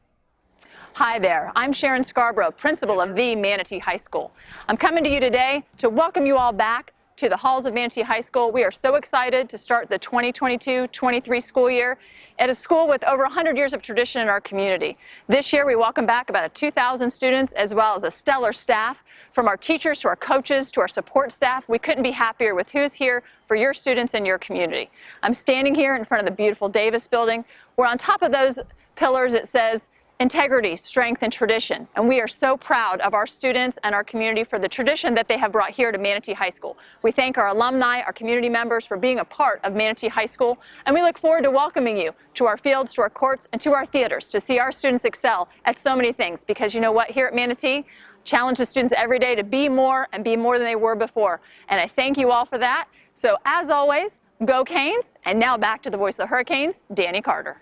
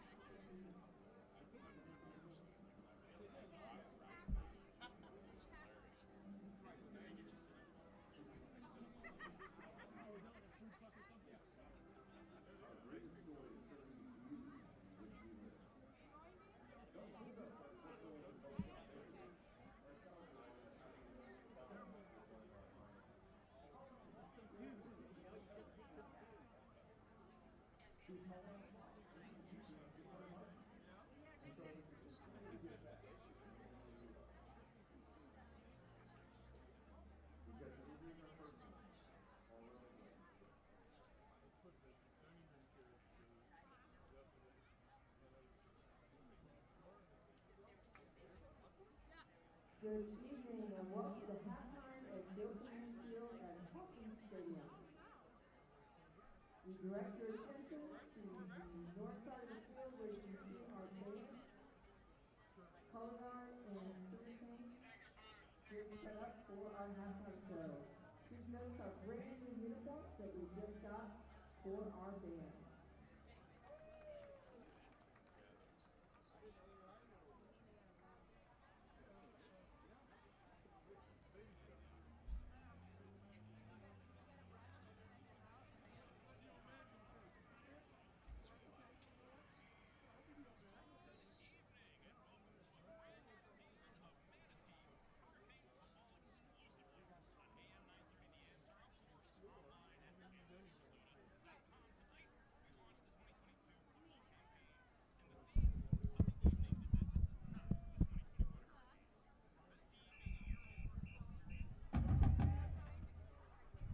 The Manatee High School Music Department is proud to present the marching band under the field direction of drum majors Eleventh and Michael Hutchinson.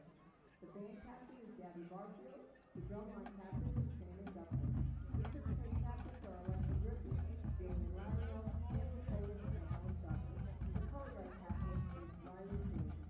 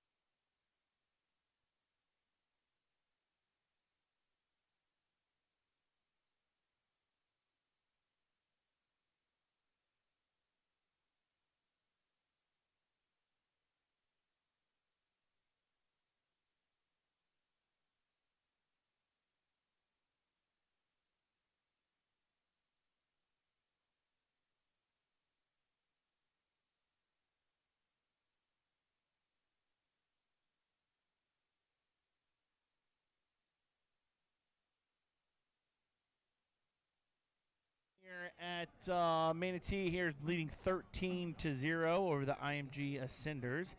I am joined here by the principal of Manatee High School, second year here, Sharon Scarborough. Ms. Scarborough, thank you for joining us at halftime here. I know it's a busy night, obviously, first game here home, and a lot of kids here, a lot of activity going, so I appreciate you joining us. Oh, absolutely. Super excited to see our kids out tonight. They had a red out tonight, and that whole area is just, they are just so excited to be here tonight and see Manatee High football starting off again, shaking hands with community members old and new that are happy to see us get going for the year. We're excited. Well, I know you're from here, and you know the tradition of Manatee High School and the football and how football runs and the scene it is here. But tell me about going into second year of the school here at Manatee. You get to acclimate yourself last year. Now you get to move in, maybe bring in some staff, that you want here, and folks here that are going to do it your way, and that's what the principal should do. How is the start of the school year? We're only 8 days in. How has it gone so far, in the second year here? I think the school year's gone great. I feel like we got to have our own draft day this year where we're able to bring in some staff and hire some top quality people to add to the staff that are here and been here a long time. And I told the staff the first day I was so thankful that they came and chose to work here, because it really is a choice right now. And we're proud of the staff we have in the classrooms. We have great teachers, support staff, and it's exciting to see them here and really believe in education at Manatee High School, as well as all the extracurriculars and things that make the whole student have an excellent experience at high school, and that's what it's all about. No, you're exactly right. It is, about what can we offer the students to really succeed, not only in the classroom, but outside the classroom. So talk a little bit about some of the activities that we have. Obviously, some sports. We're here for football, of course, tonight. But what do we have here at Manatee that just, separates us from other things as far as extracurricular goes? I know we've got a couple new programs that maybe haven't started yet, but will be starting hopefully this year later on. Talk about some of the programs we offer here at Manatee High School. Well, one of the most exciting things we had is bringing back some programs that I think kind of took a back seat when we were in the COVID years. Our engineering program kind of wasn't where we wanted it to be. We've got that full and running again this year. We brought back our culinary. Our kids are excited to get that kitchen going. We've got some partnerships with our local restaurants and hospitality area. And another thing on the horizon that's coming is the Guy Harvey Ocean Foundation. It's starting out in Anna Maria Elementary, and it's going to matriculate here to Manatee High. And we actually started the first dual enrollment marine rigger class, where our students are learning marine engineering here on our campus, but earning the credit through MTC with our instructors and an MTC instructor every day. So those kids are going to go out of here career ready. So our kids have opportunities from JROTC to pre-college with AP classes. Our medical academy's going strong, getting back out there doing their clinicals. There's something for just about anybody. If they want to be doing something, we've got it for them, or we're going to find a way to provide it. I love, so I know my son in particular is in the marine mechanics, and he's been in there the past couple of years and been able to work on the Yamaha, and Yamaha came in and really supplied the material and supplied the engines there for our students to work on. And I'm a big proponent on making sure our students are career ready when they leave. Let's talk about the Guy Harvey Ocean Foundation coming in. I believe it's the first one in the country really creating this academic program inside of a school like that. When do we plan on it opening, and what can we really see from that Guy Harvey Ocean Foundation class? Well, really what it is, the resources that Guy Harvey has, because not only people know him as the artist that he is, but also environmentalist and how he works with marine life. And we really made a change up in our matriculation for our science classes, that our students, many of them will get marine science, either when they come in their 10th grade year, or sometimes they'll do marine honors in their junior or senior year. And it's just a fabulous opportunity. We're on the coastline. Why would you not have that? And our art classes are ready to also partner with that, cross-curricular things with Guy Harvey. So we'll see some of that coming in January. It's a little sneak peek of some things that we're hoping we're going to see, and our kids are excited about it. Our staff's excited about it. And I don't know, we might just have some hurricane shirts with Guy Harvey designs on it. Hey, listen, red, white, and blue, some Guy Harvey sailfish on it, things like that. We could do some really cool things.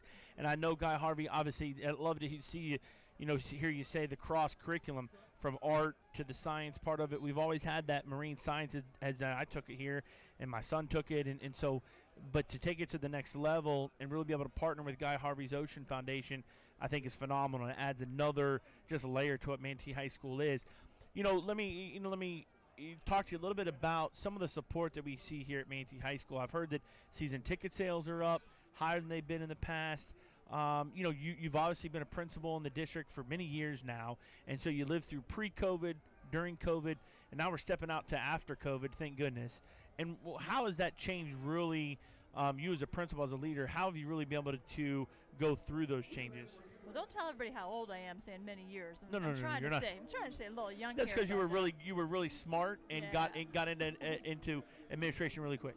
Well, I will say it's been really tough the last couple years with COVID. I feel like our kids weren't at school and they really didn't have that full high school experience, but they're getting it now. I told the kids in our assemblies, hey, we're back to how we're going to do things. So seeing the progression of what we can offer for kids, I'm excited about letting them have tonight and letting them have the upcoming events and full graduations and things like that. But seeing the crowd tonight, let me tell you, I was looking at our ticket sales. We're almost 1,400 people here tonight for a preseason kickoff classic. That's amazing. I feel like the magic's back out there. We're welcoming everybody back into the stands, and that's exciting for us to see with our students, our staff, just the whole community. The support here is unbelievable, and I do know that our school is really thankful for that, because we don't see that it's unnoticed. We know that we've got a lot of people out there that want us to have great things for our kids because they've been here. They're part of this generational feel of Manatee High School. Yeah, obviously the tradition here at Manatee High School is obviously big, and I'll say, from obviously being a student and then a teacher here and a coach, and then coming back, being a part of boosters and part of helping, and my kids are here now. What I love to see is the student body coming back and being passionate about the school again, and really being involved in not only the student council, you got that little small cluster, but them able to then push that on other kids. I mean, this student section is about as big as I've seen it in 4 or 5 years, to be quite honest with you. And I think when you get a student body to embrace the things that are going on in the school, education follows, good students, discipline-wise, things like that in the classroom follows. And I to be honest with you, Ms. Scarborough, I think it happens from the leadership. And I know you're big on student involvement, and so I want to thank you, because I haven't seen our student body and being this way in a while. Oh, thank you for saying that. I can't take that credit. I got to give credit to the staff I have here and the students and the parents. I mean, they're who bring it on. And you know what? We ran out of shirts today at lunch when they were selling shirts. That's where our kids were today, and that was exciting to see. And when the kids like coming to school, they can do great things. I tell the kids, I challenge them, let's be the best. Nobody comes to school wants to be mediocre. We want to be the best at everything we do. So challenge yourself to just be a little better every day. And I'm proud of them tonight. They've been awesome out there. And our kids on the field as well. And our band's looking sharp. Our color guard, our sugarcanes, cheerleaders. I don't want to miss any group, but there's a lot of them here tonight. Our key club's helping clean up out there and being part of the parking, JROTC, just a whole community effort to make this quite the event tonight. Absolutely. Well, thank you very much for joining us at halftime here, and we'll be back as we get ready for the second half kickoff here at Joe Kinane Field, Hawkins Stadium. Listen to Manatee Hurricane Radio.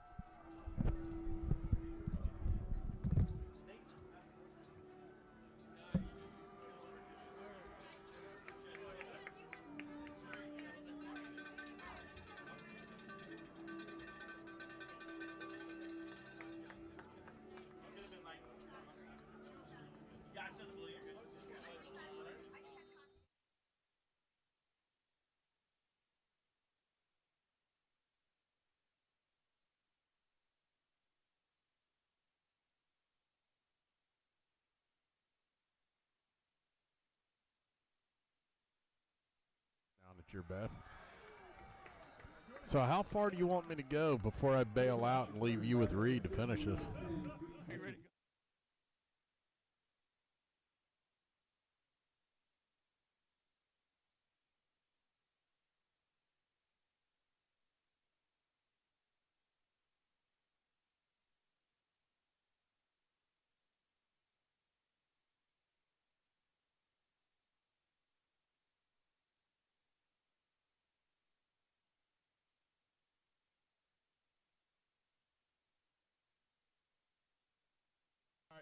That's Johnny in there, right? Yeah. All right.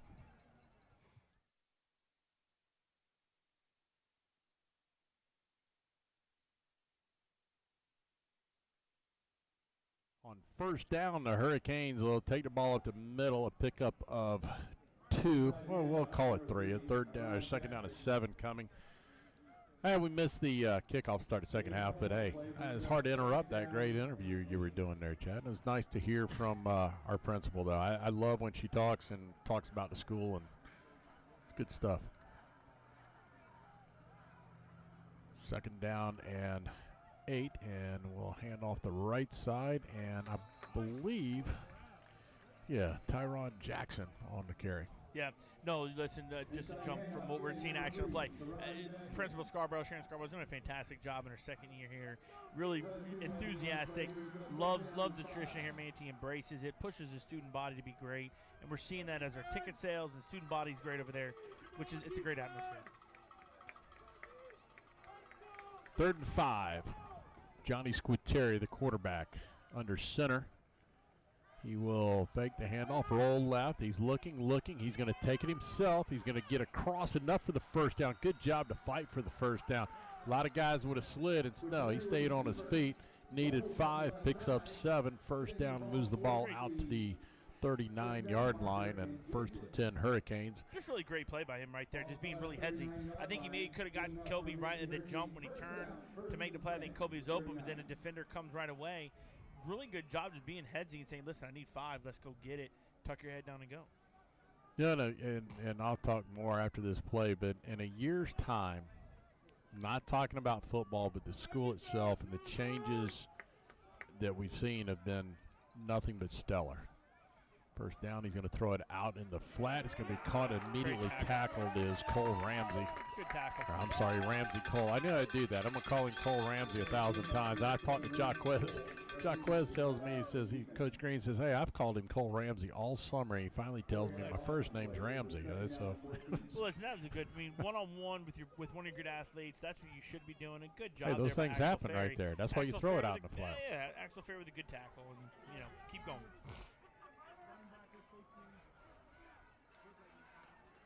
Second down, 14. Canes on their own 35. Squitieri drops back, looks. He's going to pull it down. Now he's going to flip it down to the out, and he's got Colby Keenum with a great catch. Huge first down, and that's got good for about 26. Moves the ball across the 40 into Ascender territory to the 39, but Kobe Keenum with a great catch over there. Got behind the defenders. They all bit on him. Squitieri about to run. No, absolutely. Kobe stayed on downfield. Great headsy play by Squitieri getting out and keeping his head downfield to make a play. He had a big target, and Kobe Keenan, 6'6", 230, would have put his feet down and put him in play. 1st and 10 Hurricanes. This time it'll be a handoff. It's going to be bounced left, and it's going to be Tyron Jackson fighting for yardage. He's going to pick up about 4, maybe 5. So he's going to move the ball down to the 35-yard line. I know he only gained about 4 or 5 yards, but you can see he's a young guy, only a sophomore. Tyron Jackson. Good footwork. Absolutely. You can see how he's going to be evasive. He's going to make people miss. And if you get guys in open space in high school and you make them miss, typically you're taken to the house. He's got the speed to do that. So, young guy with a bright future. Tyron Jackson in the backfield with Johnny Squitieri, our quarterback. Barks out the signals, takes the snap, drops back, looks right. He's going to fire deep. He's looking for a man. He's got a guy there, and it's going to be incomplete. There goes the flag. Give it to me. Yes. Really, that's a bailout call. I'll take it, but that's a bailout. Now they're going to talk about it. I wouldn't be surprised if it gets waved off. Because here's why. This is well underthrown. He was open, well underthrown, Yeah. about 3 or 4 yards underthrown. If he puts a little bit higher and gone, a little bit further, BJ runs right underneath that. It's a touchdown. I believe it was BJ. I'm not sure. Let's see what they do. They do call pass interference. Wow. He ran into him, never turned around. High school ball, BJ Bond Bean Jr. was out there, the receiver. Hey, he put the brakes on. He tried to come back to the ball. I think that's what sells it. I think that's why. Correct. Yeah. He tried to come back to the underthrown ball, and the defender never turned and tried to make a play on it. So I do understand getting it. Nope. Well, wait a minute. What are they doing? Nope. Well, they got to mark it off first 15. They were at the 35. It should push this ball all the way down. It should put them on the 20. Let's see if they actually go to the 20. You're going to be just a little bit shy of it. Yeah, they will be. Well, really the weird part is that's not where the marker was. It wasn't 3rd and 10. It was 3rd and, we're all the way up at the 35-yard line. 2nd and 6 on the scoreboard still. Yeah. 2nd and 6 on the scoreboard. So if they waved it off, fine, leave it 3rd and 6, but let's what are we doing here? Oh, all right, so we had pass interference, then we waved the pass interference off. Now we Still discussing it. Hey, so it's week 0 for the rest, too. It's week 0 for everybody. I'm confused as they are. So now he's going to move it forward. Here we go. They had to figure out where it was going from. Let's see exactly where they end up. So the pass interference does stick. And they're going to place it on the 22? Yeah, we'll take it. On the 22-yard line. So 1st and 10, 8:25 to go, third quarter play. Manatee leads 13-0. First down, 10 Hurricanes. Actually, they're going to put on the 21.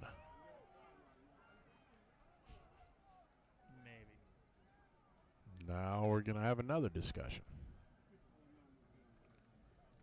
Eventually we're going to get this all right. Slowly but surely. And don't call me Shirley, right? Oh gosh, you beat me to the punch there.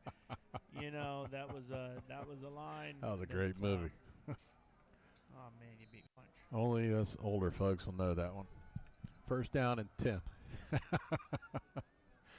First down and 10. It'll be handoff Tyron Jackson trying to get out of the arms of the defender. He will not. It's going to be a loss of the play, but a penalty. Penalty, face mask. Got a face mask coming. Here's the thing that's really surprising about a team like IMG that let's just be honest, every day, all year, they're concentrating on football and sport-wise, and they're pretty undisciplined. Ooh, that's on us. What? There's a rare moment. I've never seen from an offensive guy had the ball in his hand. I know. That's a rare one. Okay. Don't see that often. Yeah. So the spot of the foul. So that'll go all the way back out to the 41, about where this originally started. Unfortunately, it's going to be first in downtown. Onico. This is a long one right here. Hey, you don't have to have it all. Just picking a little bit here, a little bit there. Exactly right. Eat the clock. I think it's Keyshawn Smith in the backfield now. It'll be a pitch to the left, and it'll be Smith across the 40, the 35, down to the 30, and slung down finally around the 29-yard line, and a good carry for 12 yards. Good job by Keyshawn. First down. Yeah, no, good job there by Keyshawn Smith, and another young gun right there for us. Only a sophomore, and the potential that he's got is going to be bar none. We'll see him a little bit in the slot here and there. But you're right, picking just first and forever. A gain of 12 is great. Another gain of 12. Now we're 3rd and 10, and we're doing the right things. Tyron Jackson in the game now at the tailback position, offset to the left of our quarterback, Johnny Squitieri. Squitieri takes it, drops back, fires down the middle. He's got a man open, and it is caught. Boom. Touchdown, Bon Bean Jr. Big strike of 29 yards from Johnny Squitieri to BJ for the touchdown, and the Canes extend the lead to 19-0. Boy, you could not have thrown that any better. Right? I mean, that was a great strike. Let him. Way to sit there in the pocket, be very comfortable in the pocket by Squitieri, and hitting Bon Bean Jr. wide open and beating the guy. We've consistently beaten their defenders, and it's just, is the ball placed correctly? And that's the key. Great job by Squitieri. That 29-yard scoring strike from Squitieri to BJ is one of our best plays of the night, brought to you by Richardson Stenton Roofing, the best in roofing in Manatee County. Go to Richardson Stenton Roofing. Extra point was up and good. That'll make it 20-0. We'll take a quick 30-second timeout. You're listening to Manatee Hurricane Football presented by Conley Buick GMC.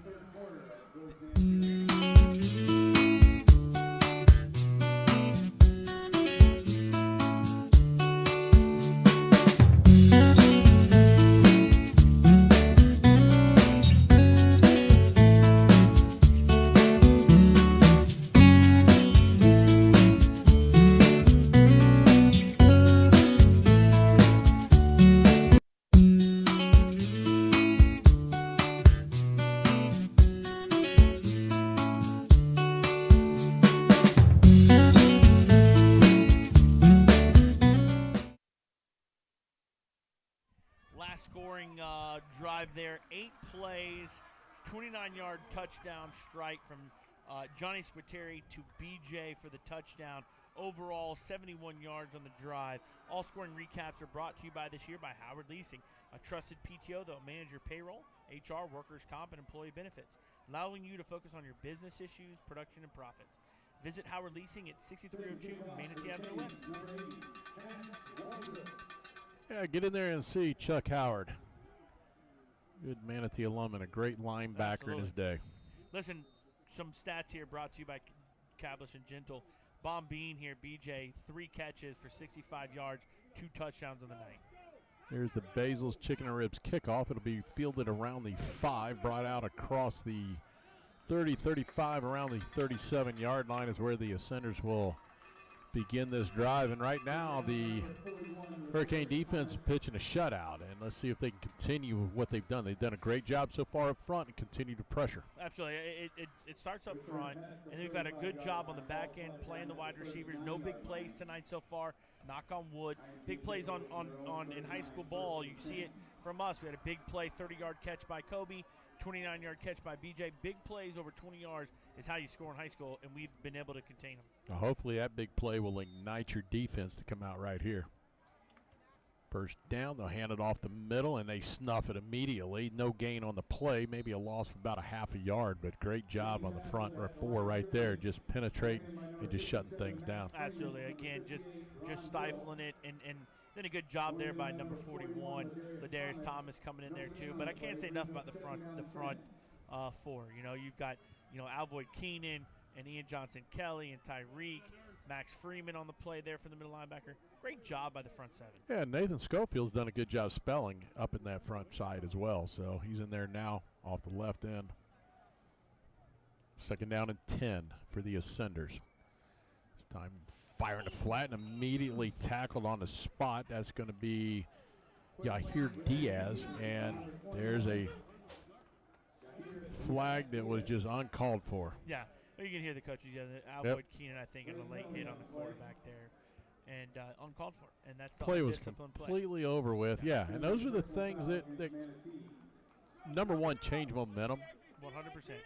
Not to mention field position, because this is going to push them across midfield. But the thing about it is it's a momentum thing. The question is, can you flush it fast enough to regroup? And on the thing of the defense, when you cause an issue like this on defense, you have a penalty or a big play on defense, guess what? It's now up to you to stop what's going on, what you just gave up. And so can Alvoy, erase that from his mind? But also it's a teaching point for him. He wasn't a starter last year. It's a teaching moment to say, look, you cannot hit after the whistle. Add new rule this year. That whistle, man. Here we go, first down and 10. The Ascenders have moved the ball after that penalty to the Hurricane 43. Quarterback will keep it off the left side himself. He's got 10, 12 out across, about 15-yard pickup. And that'll move the ball down to the 29. That's Lacey again keeping it. Really only kept it about 3 or 4 times this game. But it's effective. enough. But it's enough. Exactly right. It's been effective. Yes. Yeah, we'll have stoppage on the play. I'm not sure what we're stopping for. Let's see if it's a timeout. No, we got a water break on the field. We'll take a timeout as well. You're listening to Manatee Hurricane Football, presented by Conley Buick GMC.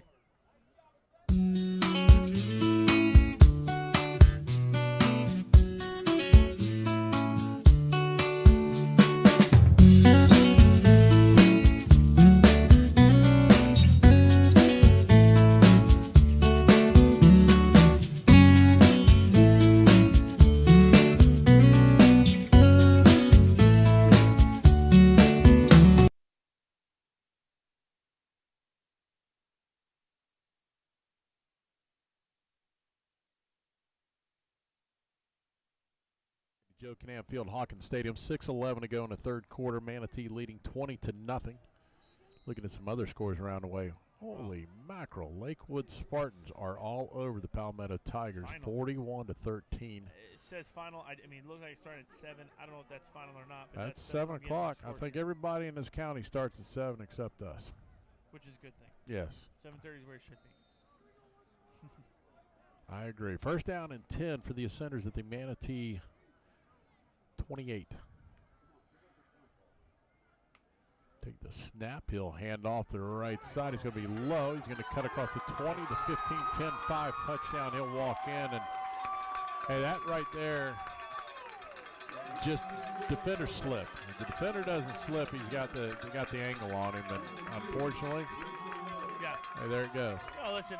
Yeah, I jinxed him. I said we were throwing a shutout. So. They ran a weak side power there. They're pulling somebody, and numbers-wise, they run it to the weak side because you've got numbers. And they had numbers. We got a one-on-one defender there, and he slips and doesn't make the tackle. And Lowe's a very good running back. Returner for them, I know, was a very good running back for them last year. Probably as a kid that come over anywhere else and start. And, you're not going to contain them the whole night, but, especially when you make a mistake, you slip and fall. That was my fault. That was the Mike Hennessy, Eddie Murphy jinx. I said something about throwing a shutout, and guess what happens? So, kick is up, a line drive, and it's good.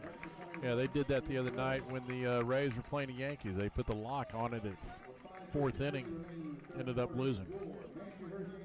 That's just the way things go. 20-7, Manatee leads 5:53 to go in the third. And hey, next week we will have a podcast that'll be coming your way. We got that happening. There's a lot of stuff going on, so the podcast will lead up to next week's home opener against Wiregrass Ranch. They will come down from Wesley Chapel. They were a playoff team last year, went 5-5 on the year before they ran into the Palmetto Tigers in the first round. The Tigers knocked them out with a 41-6 football game. So, hey, I look forward to seeing that. Wiregrass has a couple of D1 prospects on their team. A couple of guys have already signed to go Division I. They're a decent team. Last year they opened the season up like 4-1. They beat Mitchell out of the gate. And somehow I'm not real sure what happened after like week 5, but they just fell off the deep end. I don't know if it was players, injuries, etc. We'll dig into more of that as the week progresses next week. I'm going to make a few phone calls to find out the situation. But, hey, I look forward to it. It's a great way to kick off the season. Absolutely. Playoff team, bring them in, and that's what you want. Back deep for the Hurricanes, we will have Bon Bean and got a chance. Cole, yep, that's going to be Tyron Jackson, and he's going to move the ball out across the 25 to the 27. That'll be first down and 10 Hurricanes. That's where they'll start. 5:46 to go, third quarter. So let's see what the offense can come back here and do here. And listen, had obviously a great series. The last one, 8 plays, 71 yards, touchdown, a couple big plays, and a strike to Kobe, strike to BJ in the passing game. And let's make sure we mention this. The reason why passing games and those big strikes can happen is because offensive line is doing a really good job up front. They really have done a very good job. Much improved since last year in the passing game and pass blocking up front for the offensive line, which is great to see.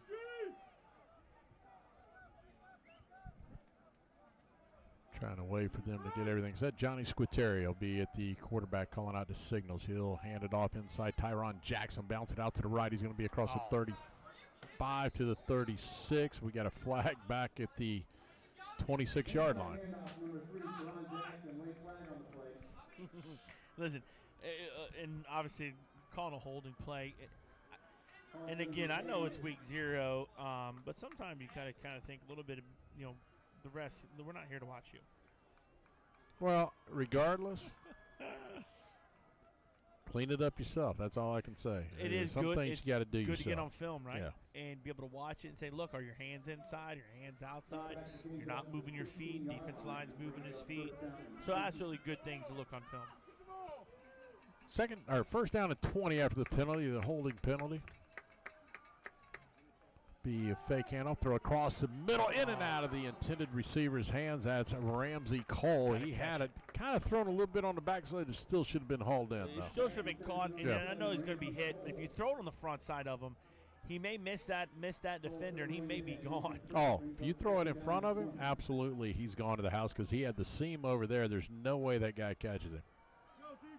He had a step and a half on him, and brings up a long second down now. I had to turn around and run another play. Go deep down this side over here. Hand off to Tyron Jackson off the right, and he's got really nowhere to go. Bounces out against, oversteps a guy, and gets out to the 20. He made a lot out of nothing. He got 5 yards, but there was absolutely nothing there originally. And that's just his athleticism taking over and making a play out of nothing. And hopefully we see his athleticism happen more often than making nothing out of something out of nothing. But let's see what we can do here on 3rd down and long here. Got to keep this drive going, keep the defense off the field. Just under 5 minutes to play in the 3rd quarter. Keyshawn Smith is checked into the backfield. Canes will go 2 receivers to the right, 1 to the left. This time, Squitieri takes it. He's going to set up a screen in and out of the hands of the intended screen. And there is really, even if he catches, there's nothing there. Other than the defender that hit the face mask off, I think he's probably tackling Keyshawn Correct. Smith there. Pressure just got too quick to Squitieri for to set that play up. Not only got to him, but a little bit quick. They didn't all really bite on it, right? So there's really just one guy that kind of penetrated, and then everybody else fell out of it as soon as they knew it was screened. So Joey Colanisi will be on to punt. He'll stand around his own 6-yard line. Does feel like the momentum has kind of stalled on our end and stalled big just time. A little bit. Here's a good snap, and the punt is a low end-over-end. Ball is going to roll and finally turn. Stop it. Don't stand there and look at it roll back at you. If it rolls away from you, let it go. Comes back at you, grab it, right? So. Well, listen, this is the best field position IMG's had all night. There's no question about that. So now the defense really got to answer this call of saying, look, the offense didn't do their job here in that drive. We got to step up and get them 3 and out and get the ball back. What you did in the first half, you got to try and mirror in the second half, and so far it hasn't happened defensively. Turnover would be nice. Turnover would be nice. 1st and 10 Ascenders at the Hurricanes 41. Handoff straight up the middle, goes low. He's got all kinds of running room. He's going to take it to the house. Touchdown untouched right up the middle, and boom, boom, 41 yards later, and this game is 20-13. Yeah, not even touched. Probably trap, looked like a trap right up the center of the play, and he got to the safety level before the safety could even react. Got to the linebackers before they even saw what was going on, and goes back to the front 4, really front 7. We haven't played yet. Can we contain the energy, contain the level of play for all 4 quarters? And that's what we're going to hopefully see as we move on the next quarter and a half. Extra point is up, and it is good, and that will cut the lead to 20-14. Still 4:21 to go in the 3rd quarter, and hey, just when you thought things were almost seemingly in a decent position, boom, boom, they 2 series, and they've ran off about 6 plays and got 2 scores. Well, listen, here we're grown adults, and we felt that way, right? Hey, all of a sudden we're up 20-0. This game may be in hand. We're halfway through the 3rd quarter. If we're thinking that, we're not playing. What do you think they're thinking as players, right? They're thinking probably the same about things. So effort all of a sudden changes a little bit, and you're with some young guys and some new starters in that front 7, although I think potential is through the roof. We saw it in the first half. All of a sudden you get a little complacent, and boom, they hit you in a strike. They hit you in a quick strike. Now we're back 2014. We got to wake up a little bit and say, wait a minute, this game isn't over. We're playing some talented cats out here, and we got to step up. Oh, it's gut check time now.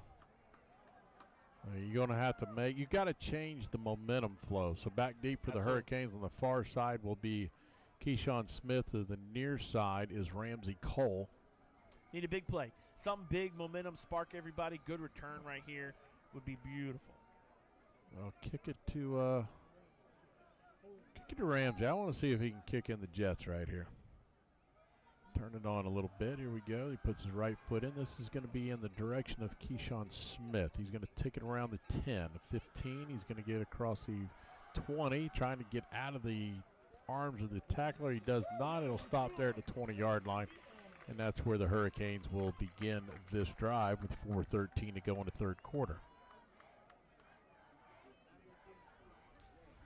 I like to kind of see, we've kind of seen almost everything in this game. You've seen a little bit of, obviously good plays on defense, good plays on offense. You've seen some penalties, change some things. And now you've seen where some momentum has shifted to the IMG in the past 2 drives to score 14. How do we respond? These are the kind of games you want to see now, to where when we see them week 8, week 9, hopefully in the playoffs, we've already done this, right? And it's good to see this here as a kickoff class. So the Hurricanes will stay true to what they've done. Now it'll be Andrew Heidel as we continue to rotate series. Heidel under center.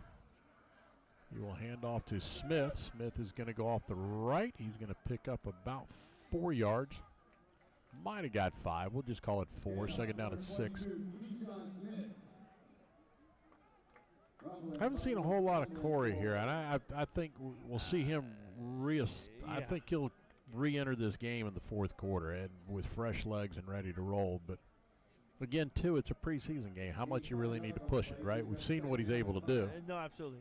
We know what we're going to get from him, and I don't know if it's an injury or not, but he has not been in. Second down and 6. Pitch back to Smith. He's going to get across the 25 to the 30, and he's got enough for the first down. Needed 6, got 7. Move the ball out to the 31.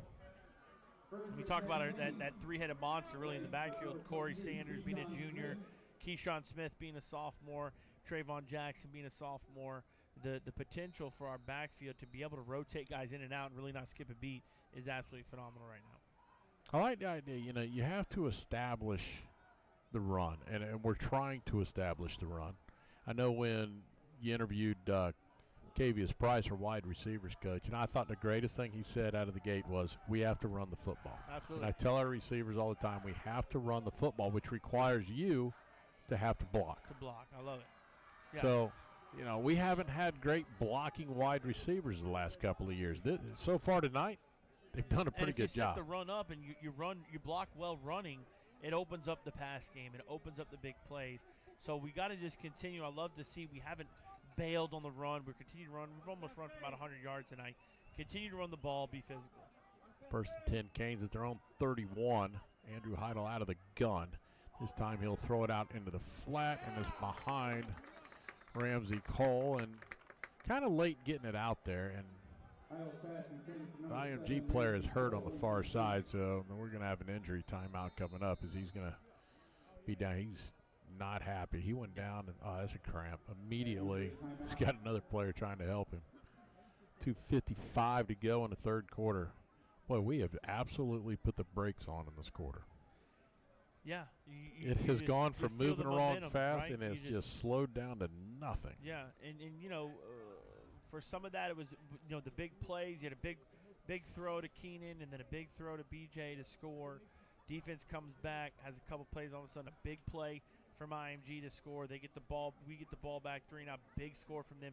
The big plays provide the momentum, and they've had two more, you know, 2 touchdown big plays, and we've only had 1. And that's where the momentum shifts to them. So we've got to do something on this 2nd and 10 to grab that momentum back. So, offensive line to date, almost 3 quarters in. Your assessment so far? Big improvement from last year. And we're playing some guys that are some pretty good guys. They've got some beat. They got some size up front. I think the pass protection is 150% better than what it was last year. I thought Brzezowski and even Johnny, when he came in a little bit, were running for their lives. Big improvement offensively, especially the pass block. I agree with you on that. Second down at 10, and we got a flag. Probably not enough men on line of scrimmage. Handoff number 3, Ron Jackson, flag down. If we'd have moved, though, they'd have stopped the play. I don't think we had enough guys on. But I'm looking for Corey on the sideline, and I don't even see him. Well, I'm looking at the tent, and I don't see him on the tent either. We don't have a sideline person down there, so it's. I'm with you. I haven't seen him over there at all. So I'm looking at like where the guys come in on the from the sideline, things like that, and I don't see number 2. I only got one person that could possibly be across about the 50-yard line sitting on the bench, but I can't tell. He's kind of hunched over a little bit, so you really can't read the number clearly. I see who you're talking about, yeah. Penalty was against the Hurricanes. It was declined. It'll bring up 3rd down and 10. third down, 3rd and 10. So the Canes will break the huddle. Andrew Heidel, the quarterback. Keyshawn Smith will be in the backfield. Canes will go one receiver either side.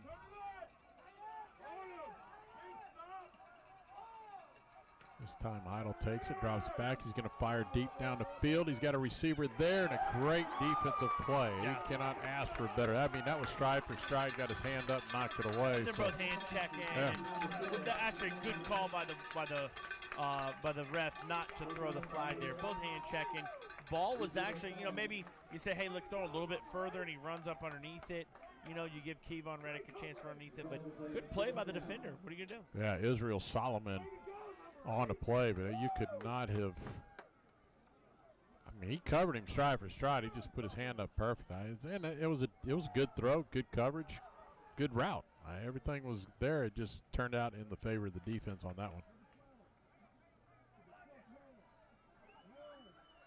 Again, Joey Coloniso on to punt. Good snap, and the punter gets it away, and it's going to be a low kick that he's going to be caught at the 40. He's going to get out of the first guy. Give him a horse collar. Come on, that was a jersey. That's all jersey. That's not a horse collar. Not even close to a horse collar. That was all on the jersey and pulling him down, but is what it is. Tack 15 onto it, and they'll start in hurricane territory here. Oh, man, dude. That was not. Yeah, that's not what we need right there. Boy, this has been a disappointing third quarter of play so far. Really, we haven't been on offense that long. No, we've only been they haven't either, but when they do it, they're scoring. 8 plays, 7 plays, we scored, 10 plays, 12 plays. And 3 and out first and scored on others. 1st and 10 from Manatee's 42-yard line. So that'll put the ball in the Hurricane 41, 2:15 to play in the third quarter. 20-14, Manatee leads. 1st and 10, Ascenders. This time he'll fake the handoff, and the quarterback will keep it again. He gets outside again, like you said, on the edge, and there's nobody there to stop him. Yeah, I don't know how we get that edge up there. I know they're pulling a guy, and I think they've kind of seen something, obviously, on the weak side now. We saw it over on closest to us. They ran the weak side low, the running back. Now they're running the quarterback to the weak side. So something we've got to tell our defensive line, defensive coordinator down there to say, we got to adjust to the weak side. 2nd down and 2 for the Ascenders. Up back on the weak side again.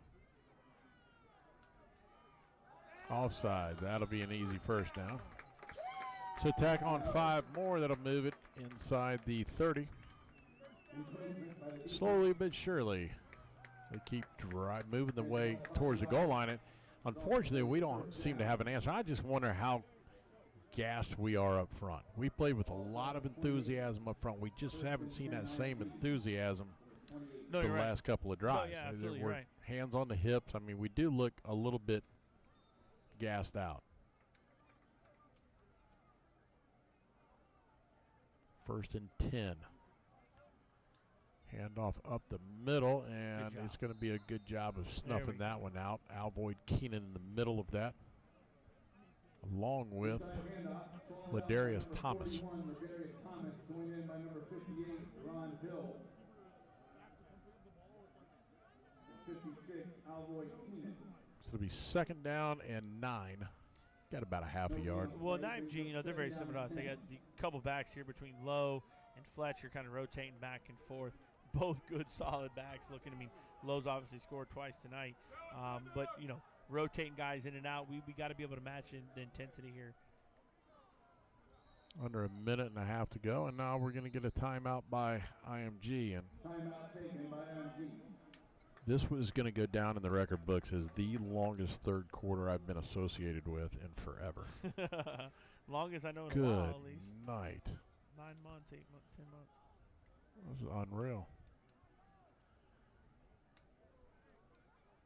Well, let's see. This weekend we got a little bit of preseason football. Next weekend we'll start college football finally in week 0. I still don't quite understand how you have week 0, but again, there's a couple of decent games in that one, and then finally Labor Day weekend is when it all kicks off, and that's where you look forward to everything that's going to happen. There's some really good games on that Saturday. You've got Georgia, Oregon. You've got Florida against Utah, as well as Ohio State, Notre Dame. Oh, a lot of good games kick off the season. And then Florida State, LSU on Sunday night. Yeah, no, absolutely.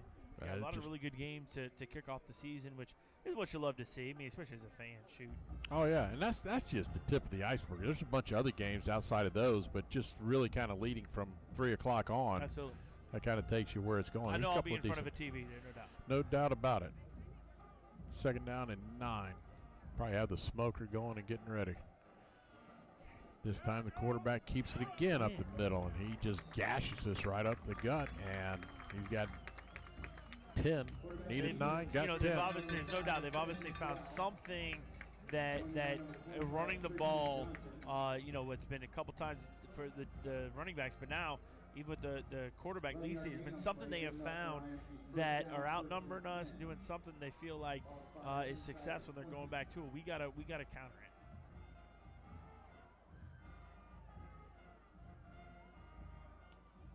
Here's the snap. They'll hand it off up the middle. Oh, he spins out of 2 tackles. He's going to run it across the 5 down to the 1, and they say he stretched it out across the end zone. Touchdown Ascenders, and the Ascenders have tied the game at 20. Well, missed tackle. Great, actually, really good job by Ladarius Thomas coming off the edge here untouched. And he's in the backfield, then he just misses the tackle. And unfortunately, the guy spins out of it and takes it low, spins out of it, and takes it to the house 16 yards out. And that goes back to, listen, it's the small things. It's wrapping up, bringing your feet, bringing your hands, finishing that tackle. It's a gain. It's a loss of 2 or 3 instead of a touchdown. I'll say this one. I'm not disappointed in the situation now. So we're going to fall behind if he makes the kick for the first time. Regardless, we're tied, right? So now you're going to face adversity. Rather than seeing it 2-3 games into the season, wondering how you're going to respond, now's a chance to figure out how are you going to respond. You've given up 3 straight scores after being up 20-0. No, I agree. And this is, again, especially in Kickoff Classic, and able to go back on film and say, look, we're up 20-0, fellas, in the beginning of the 3rd quarter, and we allowed them to go 21-0 on us the rest of the 3rd quarter. What did we do wrong? How did we change from what we were doing in the first half to the 2nd half? And now you got to go correct that as we move forward to when the games count next week. Wait, the extra point here by the Ascenders. A low snap. The kick is up, and it is good. I thought we were going to get off the edge. But no, you're exactly around the adversity. Now, all of a sudden, we're down 21-20. And now we got to see what we're made of, right? We're up 20-0. All of a sudden, 21-0 in the 3rd quarter. Let's see what we're made of. I like the adversity. I like where we're at.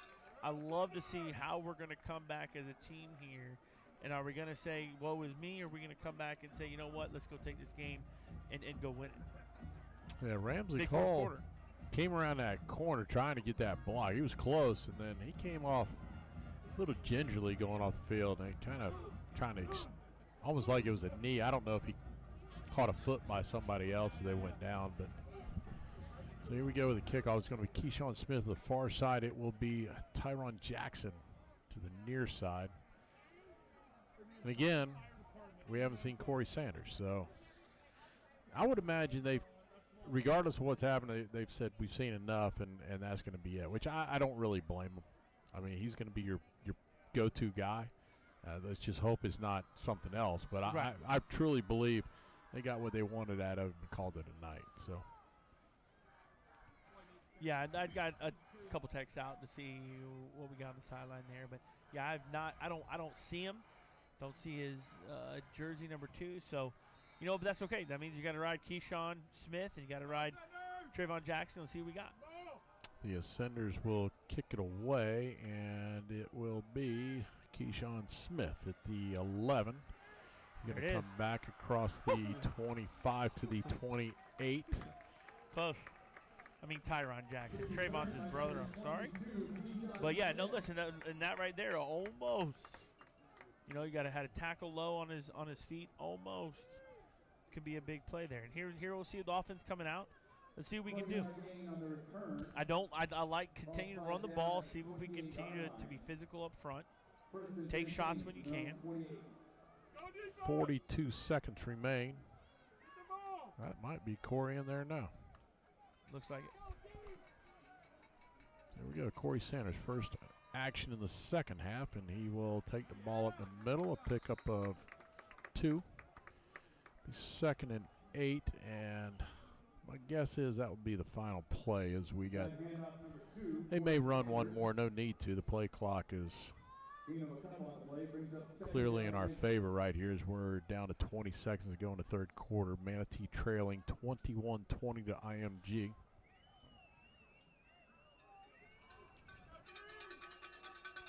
Second down. Heidel will pitch back to Sanders. He finds some room and he pops it out across the 40, across midfield to the 45, still on his feet and run out of bounds. And boom, just like that, he takes what is a small hole and shoots it all the way across. That's a late penalty way downfield. Maybe a late hit out of bounds there, it looks like. But that's, again, what Corey Sanders gives you is a look like about 30, 35-yard gain there, but quick strike, right? And looks to me, well, IMG saying come this way because they know they're going to flip the field on this fourth quarter. That was the smallest of holes to run through right there. So, well, while they try to sort this all out, we'll get back to that in a minute. It's 21-20, end of the third quarter. We'll be back with fourth quarter action. You're listening to Manatee Hurricane Football presented by Conley Buick GMC. Every great team has a coach that leads them to victory. Offense, defense, special teams.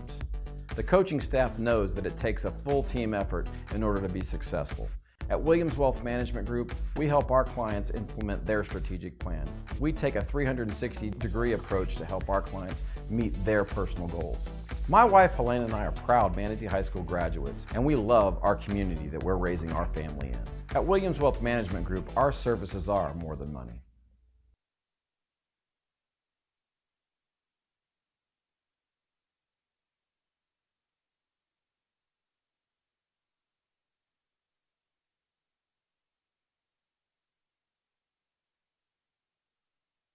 Now we got to flip 4 times.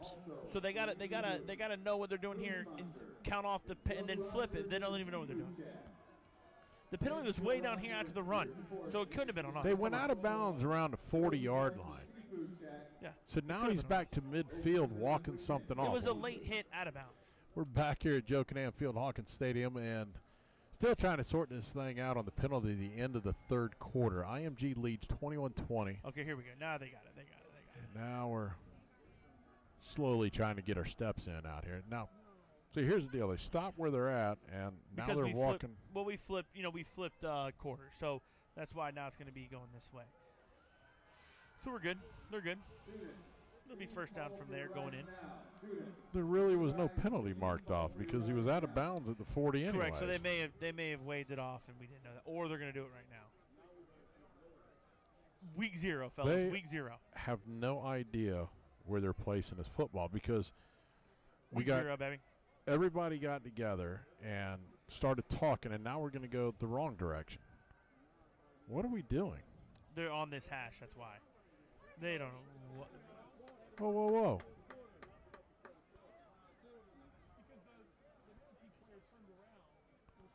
Hold on, wait a minute. No. We're not going in that way anymore, fellas. No. Okay, so now they flipped it back. Now they flipped the field completely upside down the wrong direction. No. We were across. No. Timeout. Call timeout. We were across at. Call a timeout. 40, and now all of a sudden the field flipped the wrong direction. Wait a minute. What are we doing? Why are we running the play? All wrong. All wrong. Why are we running the play? What are we doing? What in the heck is going on? All right, so we were the play ended the 40 on their side of the football. Should have came to the 40 on this side of the football. Somehow we were upside down backwards, and nobody has figured this out yet. We lost yardage. Lost yardage? We lost 20 yards. What is going on? They gave us 1st and 10 on our own 35. It should have been 1st and 10 on their 35 going into the end zone. Yeah, yes, how did y'all butcher this up? What happened here? Oh, no, he's going to point to the clock. My problem is we don't have a single – our coach up in the box is completely understands it, but nobody on the field seems to understand what happened.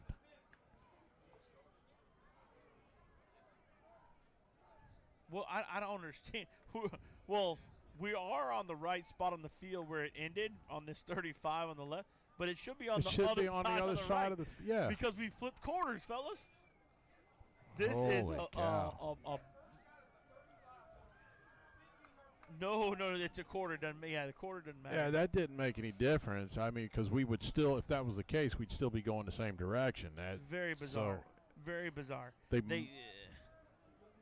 Yeah, so the question was, can a quarter end on a penalty? And in most cases, no on an offensive penalty, but obviously it's a defensive penalty. But he was out of bounds on the Ascenders 35. That's where the play ended. So therefore, we should have ended the quarter. You flip, and now you go to the Ascenders end at the 35. Correct.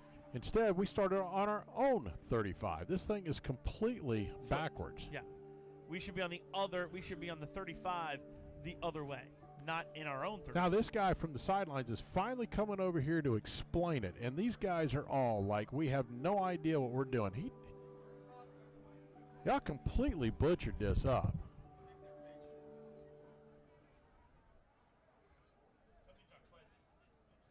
Yeah, I mean, somebody has got to tell me.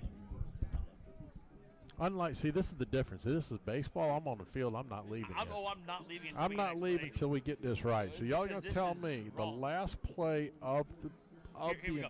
Jaquez, Coach Green is now saying to them, "Wait a minute. We were over here. We went over here to the left. We gained 35 yards. Why are we at the same spot we were? We just gained 35 yards.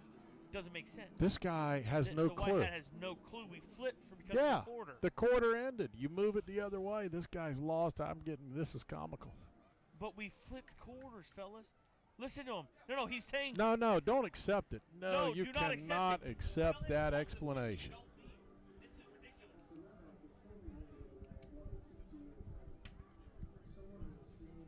That right there. What is going on? Hey, I give you preseason, and we all make mistakes, but nobody makes that much of a butchered mistake. That's clueless. And I've heard, oh, yeah, you can't get on the officials. Listen, when you're going to make something that much of a blunder of a call and not realize that you've completely messed it up, that's like watching a coin flip. It's on heads, but you call tails. This is absolutely unbelievable. How are we going in on the 35? Unbelievable. There you go. Heidel will roll out to his left. He's got Keenum underneath. He's going to be across midfield to the 45, down around the 47. And if that was down at the 35, we're at the end zone. Now mark it because they may flip us on the other side. Mark it quickly, boys. Unbelievable. Unbelievable. Hey, listen, bottom line, I've never seen anything like that. I'll be honest with you. I've never seen anything like that, and it's hard for me to get over it, but I'm going to try. Great play call, though. Hey, time to move on. Let's Great go. play Here call we go. there, right We there. can talk about this one later on because this will have a lot of conversation. Thrown out in the flat there, Ramsey Cole, and it's just that didn't develop fast. He got it out to him quick, but there's no one out there to block. No one there, and I think it was almost too quick because the blockers couldn't get, and Ramsey kind of juggled it a little bit. But listen, hey, this adds to all the adversity, right? I mean, yeah. This adds the adversity. This is where Coach Green is much nicer than I am because this would not have stopped. No, I would have not come off the field. I mean, you would have thrown a 15-yard penalty on me before I left. And that's fine, but we'd have been in a better field position than we were. I mean, at least get me to where we belong. Crazy. Second down and 10 at the Ascenders 42. It's time to throw the slant across the middle behind, just behind Ramsey Cole. He just didn't lead him quite enough. It was there. It was there. Just did not clearly lead behind him on that one. So it'll be third down and 10. We're about 50% on third downs here tonight, which is not a bad number for the first night out, that's for sure. Obviously, you'd like to be about 70, 75 plus on third downs. But listen, This is a big third down, 3rd and 10 here. You know, at least get it close maybe. In my opinion, we're probably going for it. I wouldn't punt it for 4th and 2. We'll see what we can do. Corey Sanders in the backfield with Andrew Heidel, quarterback. Andrew takes a low snap, looks down the field, fires across the middle, wide open. It's going to be the receiver, Kevon Reddick, and a great throwing catch. Gets the ball down to the 25, a 16-yard pickup, and a first down, Hurricanes. Great job there. Again, great job of the offensive line, giving them pass protection. Great job by Andrew Heidel to sit in the pocket, read what's going on. Obviously, a very good pass patterns there. Good job by Kevon Reddick to be open, catch the ball, and go get some yak. It will set the ball on a 26. We have approaching 10 minutes to go in the ball game. Manatee trails 21-20. This is almost where we should have been. Yeah, I know. Well, we've had two plays we'd have been in the end zone twice already. Heidel takes the snap, hands off to Sanders, bounces to the left. He's going to get across the 20 down around the 15. Let's see where they'll place it. And I think they've got it enough for the first down. Uh-oh, Corey's coming up very slow. That's not good. Yeah, almost like to hit him low, a little bone bruise, maybe something like that. You know, kind of maybe knocked his maybe a little dead leg or something like that. He's about to approach 100 yards, 90 carries, 90 rushing yards on 12 carries tonight with 2 touchdowns. We've got a timeout on the field while they tend to him, and we'll take a quick 30-second timeout. You're listening to Manatee Hurricane Football presented by Conley Buick GMC.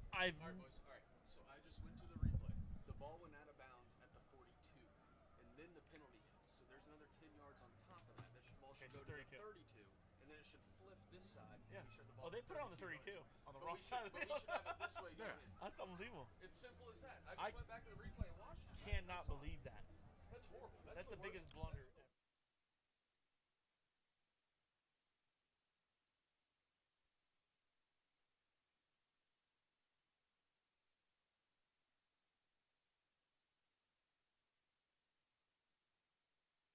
Game is 21-20. IMG leading the Hurricanes. The Canes have the ball down to the 15-yard line, and yes, they are in the red zone again, the Pinch a Penny red zone. For the go call Pinch a Penny for the perfect people for the perfect pool. That's Pinch a Penny, Manatee Avenue West.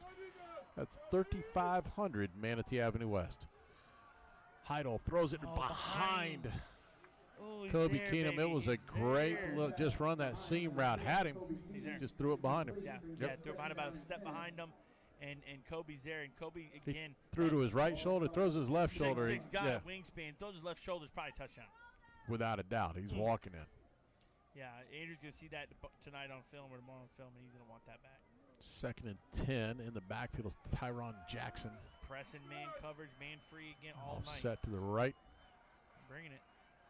Here goes Heidel. He'll fake it, and he went to throw it, but that was defended over here. Defender got there on the bubble. Good play, tucking it. Live to see the next down, 3rd down. Well, and it's 2 things. You still, I mean, not only was the defender on him, the end came around. I think he blocked the throw. You know, he looked at it. He saw that pass wasn't going to be there. Probably get deflected. So, hey, he only lost a couple yards. It's not a big deal. Something that you really deal. never see, to be honest with you, in high school football. I'd like to get the field goal kicker in as soon as the season is. Get him in a game to kick the field goal, because you never might have a chance here in a minute. Many times. Palmetto, we've seen many times where kickers had to come in and do something at the end of the game. Give him a chance. So here's 3rd and 12. You know, this may be a kicking I'd send Kobe out here to the right, see if he can't hit him. Here he goes. Going to hand it off to Ramsey Cole, who gets tripped up around the 10. Pick up a 6. I think you got to send on a field goal unit. You have to. Kicking a field goal, 23-21. You win the game if you hold them. Send the field Here goal. they go. Good job. Listen, give Joey Coloniso a chance to get his feet wet in a game, because you're going to need a field goal eventually, some way, somehow. And this is a great opportunity. Here's the deal, too. I mean, you can still hard count it. Oh, absolutely. You get them to jump, you lose your 5, it's going to be real close to a first down. So it's a 20. This is not much further than an extra point. Off on the right 27-yarder. You're off on the right hash, but Joey can kick this. Oh, yeah, all Let's day. go get it, son. There's a snap, the hold, the kick is up, and the kick is good. Yes, and sir. he drills it. Joey Coloniso flips it through there and puts the Canes up 23-21 with 8:03 to go in our game. We'll take a 30-second timeout. You're listening to Manatee Hurricane Football, presented by Conley Buick GMC.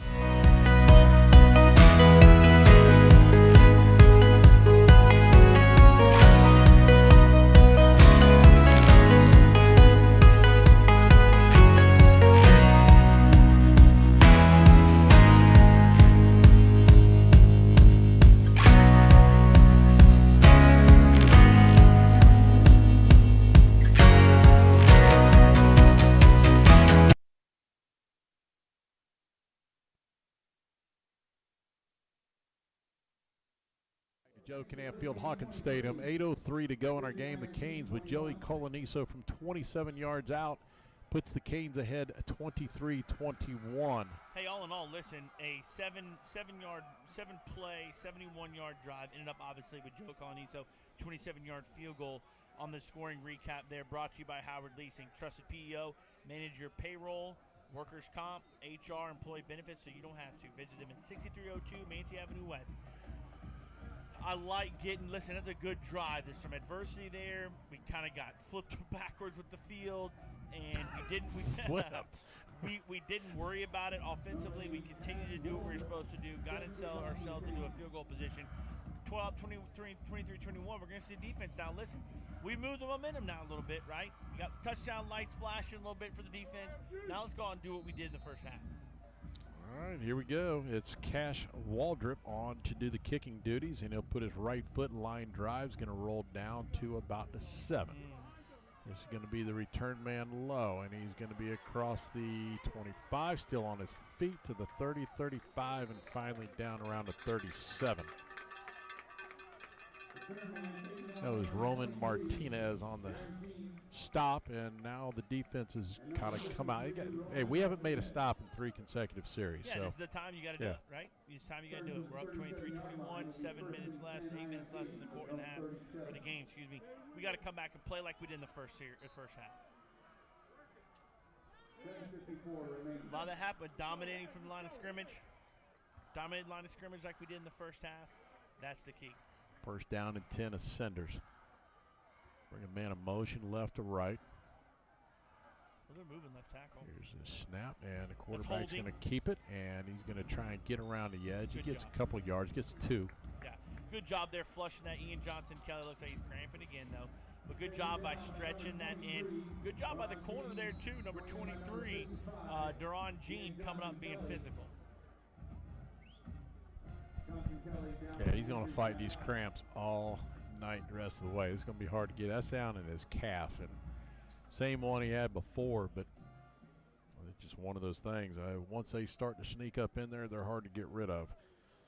So we'll take a quick, we'll take another 30-second timeout. It's 23-21, Manatee leads, 7:39 to go in our ball game. You're listening to Manatee Hurricane Football, presented by Conley Buick GMC. Manatee Memorial Hospital is available 24/7 with high-quality treatment at our expanded emergency care center. As an accredited chest pain center by the American College of Cardiology and with a comprehensive stroke certification from Healthcare Facilities Accreditation Program, our caring team will be ready when you arrive. Remember, if you experience symptoms of a possible heart attack or stroke, quickly call 911. Visit manateememorial.com for more information.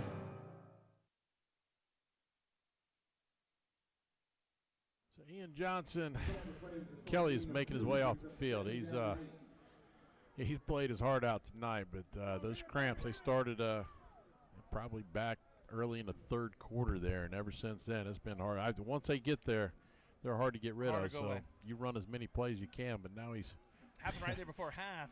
I'm not laughing at him. I'm just chuckling because he's walking kind of stiff-legged to get off of there. Everybody knows. Yeah. Oh, yeah. If you played sports long enough, everybody knows what those cramps feel like. Hey, there's nothing worse than that one that jumps in your hamstring at night, throws you out of bed. That might be the quickest you ever move when one of those get up on you.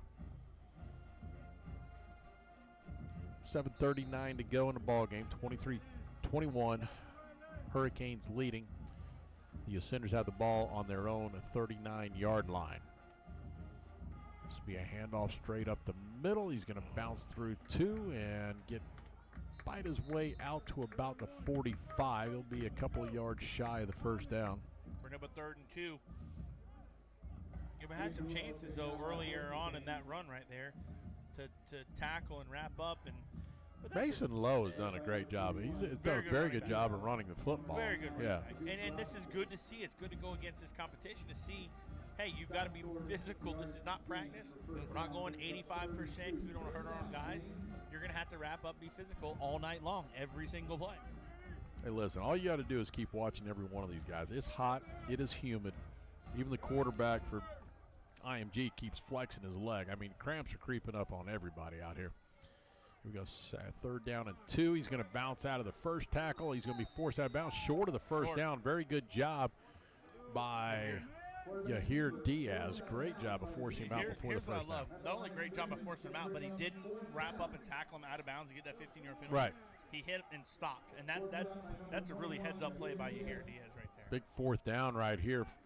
See if the Hurricane defense can tighten up. Hey, stop here. You start in their territory. This is a great situation. And actually, it's where they marked it. It's a long 2. We don't have play clocks. They're not working on this left side. No, it'll be up to the guy in the back. Those things need to be replaced. They're old as dirt.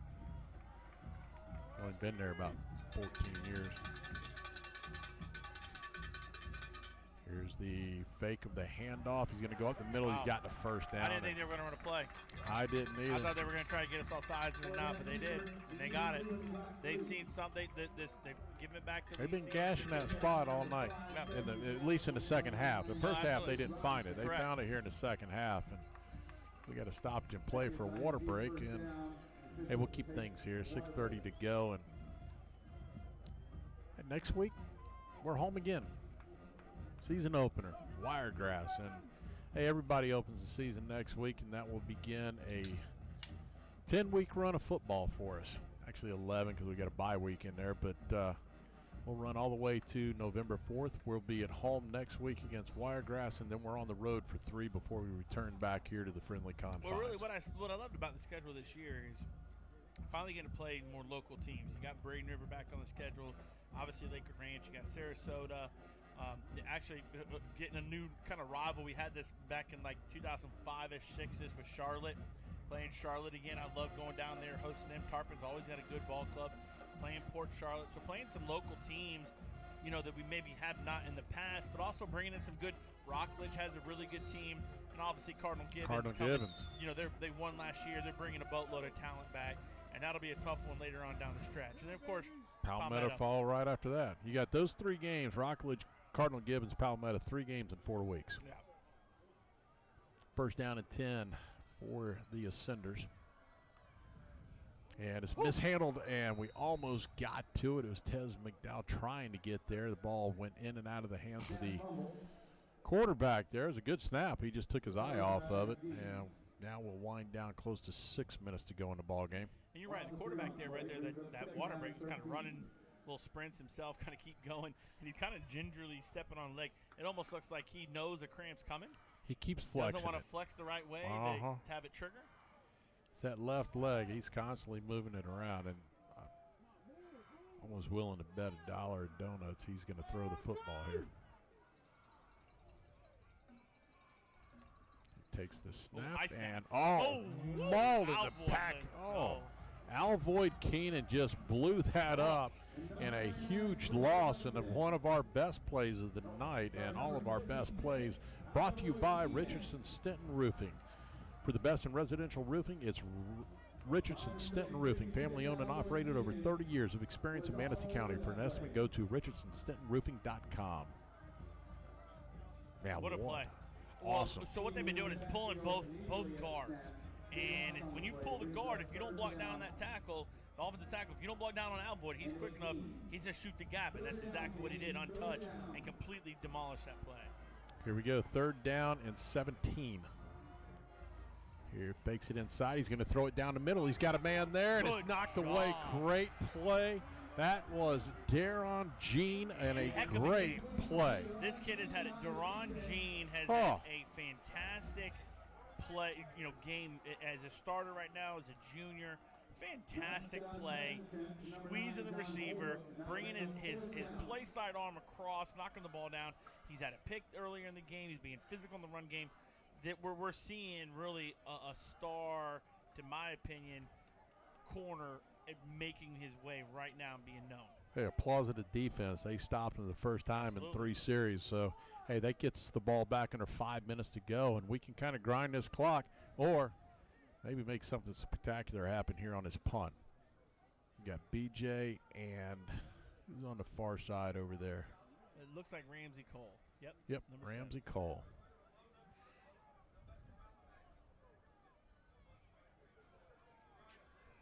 We await the snap.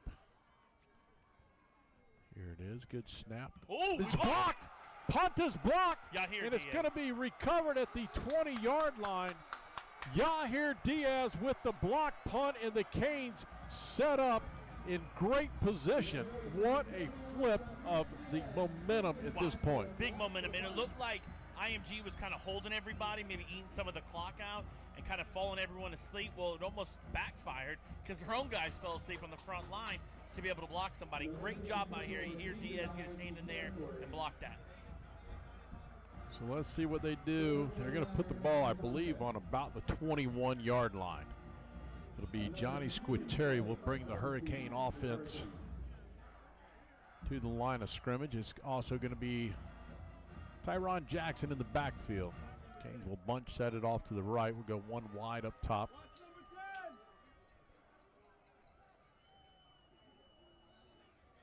Everybody watch number 10. What I like about this setup right here, it's a run formation, but you have one single high. 100%. You can run that post. Rather, you don't have to go center. You can run post, and you got it beat. Here we go. A handoff. Tyron Jackson will not get out of the hands of that you can't do defender. And I don't think you can pick up a flip like that anymore, but that's fine. Lucky he didn't get hurt on now. He slammed him almost on his head. Neck. That's what I'm saying. You can't pick up his body slam. This isn't the WWE. A loss of, we lose about, really not that bad. I only gave him a 3-yard loss on it. So moves it back to the 25.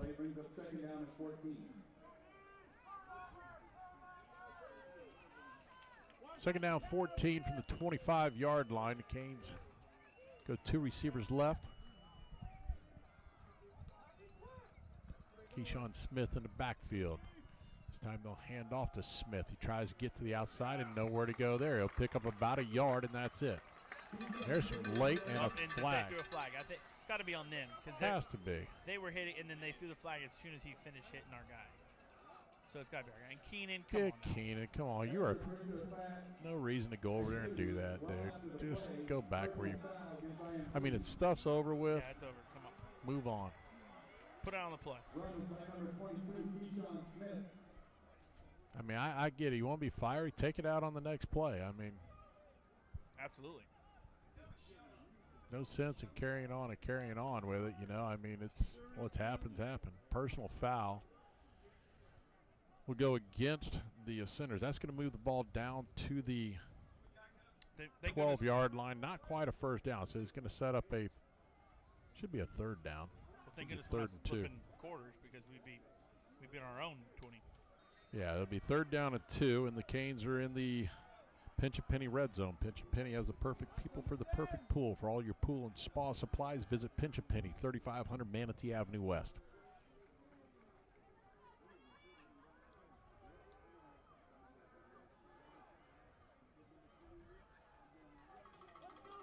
See how we set up here. It's going to be Tyron Jackson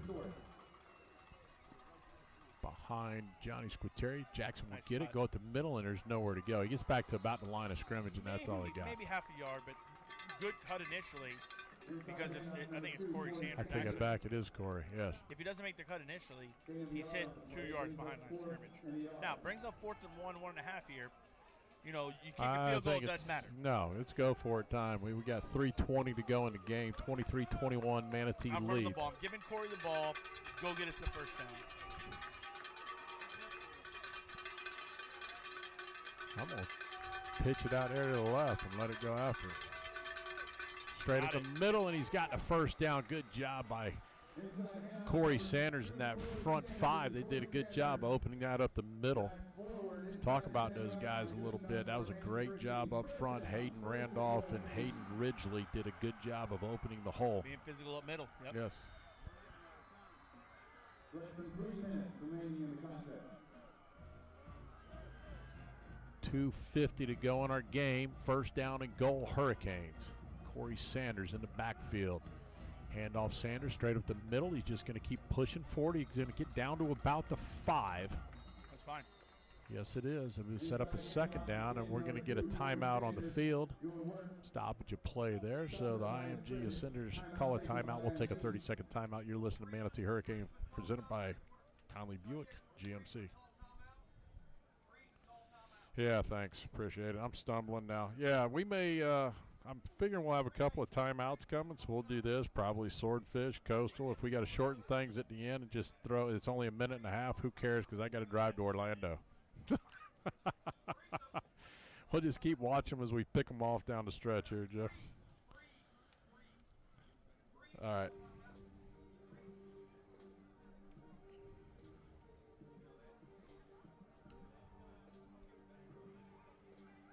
.237 to go in the football game. Manatee leading 23-21.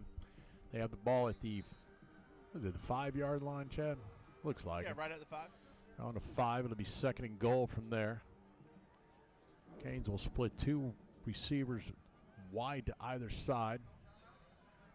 And you're going to have Corey Sanders directly behind Johnny Squitieri, the quarterback. They got him. They jumped off sides right there. That'll move us half the distance. That'll put us down to the 2.5. They were creeping up, and they just got a little antsy right there. Good job by the offense staying where they're at. I'm going to cheat here because I can hear Coach Allen, our quarterback coach, who's about 35-year veteran as a play caller. And he said, freeze them. Call a freeze play so that we have a dummy call, no call. We're going to try to jump them off sides. So freeze them. They don't jump. We got timeouts. Timeouts, yeah, absolutely. That is a beautiful, beautiful play call. That's the difference between last year and this year. We've got staff around Coach Green that can help him. You got eyes up here when that they need it. Understand it and know it. Here we go. Johnny Squitieri is going to hand off to Sanders. Sanders trying to push his way across. He's going to get down to about the 1.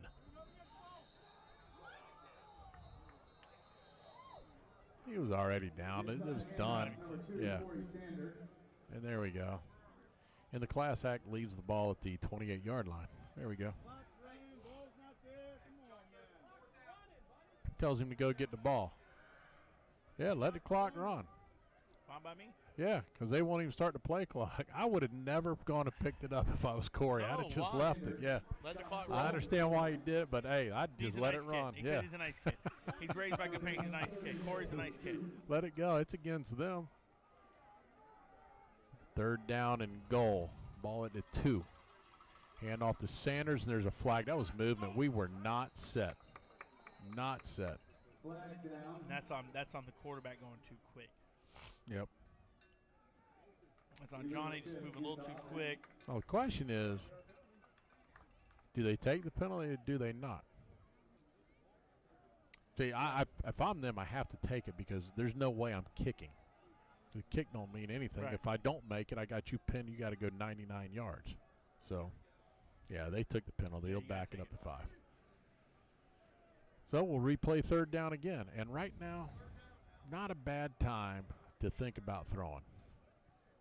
I agree with you. I'm okay with it. I mean, you're selling out on this run and selling out on the run. Play action, get Kobe in the back end of the end zone. Because they still have timeouts. The clock's Kobe in the really, back of the end zone, throw it up 7-8 feet up in the air. Let him go get it. 100% agree with you.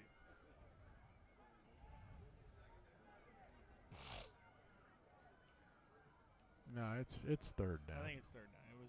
It was third to start with. It was third down when we went to run that play. I hope they go to second. That's the least they could do is give a second down, right? I'll take second. It's third. I know it is, but I figured they owe us one from the time we flipped the quarters and we never got put in the right position. All right, here we go. Third down and goal from the 6. Handoff Sanders tiptoeing his way down to the 3, maybe the 2, and that's where he's turned back. And IMG will call a timeout here. Hey, listen, I got to try and punch it in again, and that's what they're going to do. Timeout, IMG will take a timeout as well. You're listening to Manatee Hurricane Football presented by Conley Buick GMC. Your business pulls you in a lot of different directions. Managing HR is just one of them. But you never know what questions may arise. What if you had a team to turn to that could take the guesswork out of HR, save you time by researching the answers for you, and help protect your business? One made up of friendly, approachable HR professionals dedicated to helping people just like you find the HR information they need, no matter what size your business is or the industry you work in. Well, we're waiting to come out of this timeout break. IMG used their second timeout of the half. They got one left, 1:36 to go in the game. Manatee leading 23-21. Have the ball on the 2-yard line. And, again, a field goal does you nothing. Field goal does you. No, you got to go for it. So you got to go for it here. And if you had a play to run a rollout, which they're not, they're going heavy right here.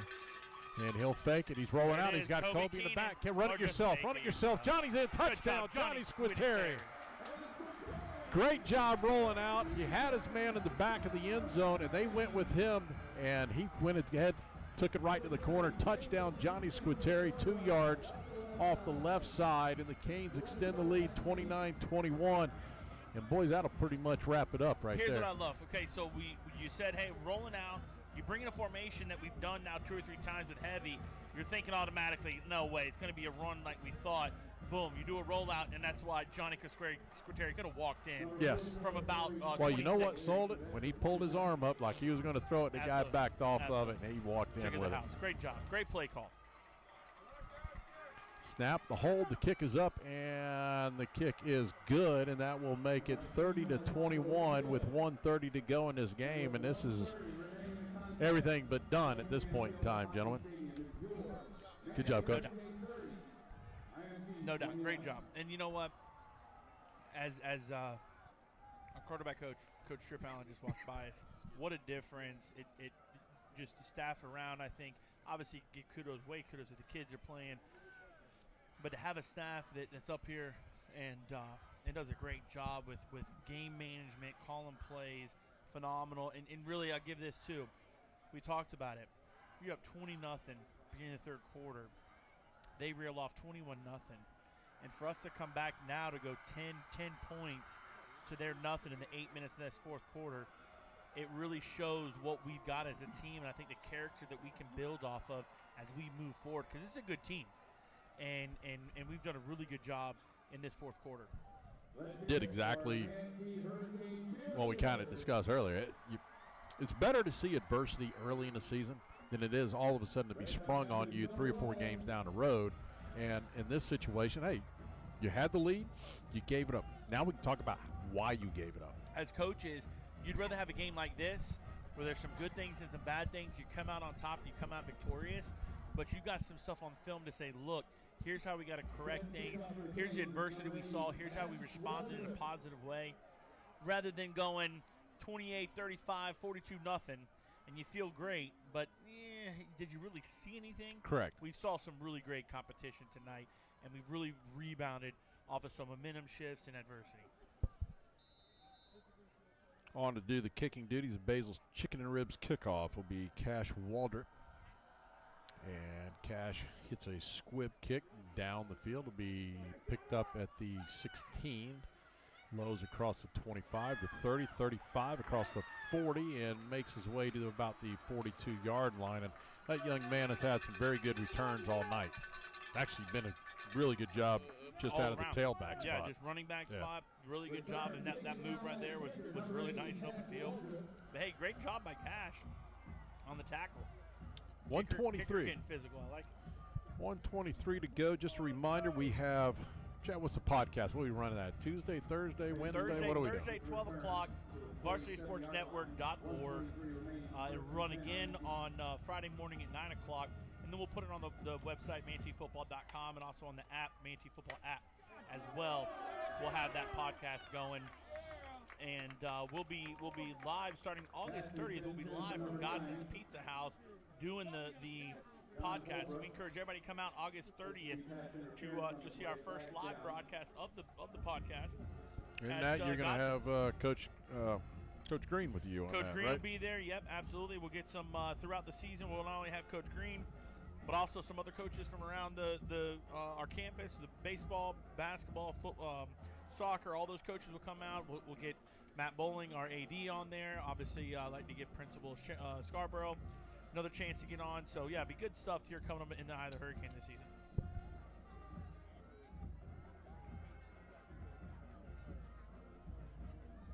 Well, that'll be kind of fun to see. I mean, it's nice to do something different. We haven't been live anywhere in several years. But yeah, we got that starting this week. Next week we will, again, as I mentioned earlier, season opener against Wiregrass. Here at Joe Canan Field, Hawkins Stadium, there's a snap. It's bobbled by the quarterback. He's going to chuck it deep. We have a flag on the play, and it is underthrown, incomplete. We got a hold back here, which I just decline at this point, but take it anyways. Push them back even further. Yeah, give you a second 20. Well, we got a lot of good things out of tonight's football game. Got to see a lot of different things. Hey, and let me start from ground zero. I got to go all the way back to a lot of things that happened here leading up to tonight's game. A lot of outside work by Gene Brown, his son Ryan Brown, coming in, putting up signs and doing some landscaping around this place and, you know, kind of sprucing it up, making it look the way, as close to the way as it used to be. We're getting close to that again. And, you know, and then we talk about the field. The field looks the best it's looked in years. I give credit to, you know, our athletic director and some of the things that they've brought in here to help do that with these. Oh, what a hit. Wow, fumble. Ball's loose. And it is Manatee football, I believe. He got his bell rung. That was the quarterback who just got, I don't know who lowered that hit. I think it was Ian Johnson Kelly. Or was it Max Freeman? I don't know, but it was a crushing hit and a turnover to boot. So the Canes will be able to come out here and just take a knee and end it. But hey, just to finish off my, you know, what we were talking about, I also want to, you know, give a big shout out to Doug Schofield, and he does all the lining of the field out here with this robotic thing that we have. And what a beautiful, the lines are straight. It's absolutely gorgeous. A lot of the things you don't see on Friday night. I mean, you see the results of it, but you don't see all the stuff that goes into this. And you know, it takes a village, it takes a whole community. And you know, you mentioned Gene yourself. I know you were out here doing some stuff. AD Matt Bowling and Doug Schofield does a fantastic job. And it takes everybody to come in and produce something top notch, and we are really getting this place. Had some renovation, you know, county did some renovation to the grandstands, and it looks great. And super excited for this season. See what we got. Well, the Canes are in victory formation. The clock is down to 30 seconds. Take this final snap here and a knee, and this will put it in the books, and the Canes come away victorious tonight, 30-21. We'll take our final break, come back with some comments, and look forward to next week's game. You're listening to Manatee Hurricane Football, presented by Conley Buick GMC.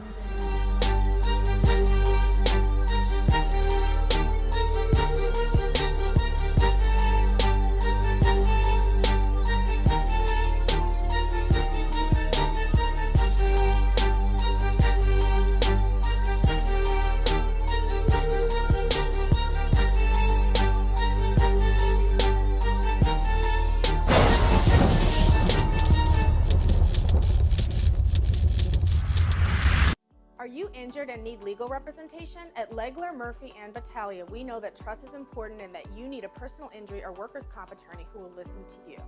Here's how we do it. We personally meet with you and listen to what you have to say. We get to work immediately while keeping you informed. You get to focus on healing, leaving the rest to us. We may not be loud or flashy, but we know how to get results. Call now for a free consultation. Legler, Murphy, and Battaglia. All injuries, all the time.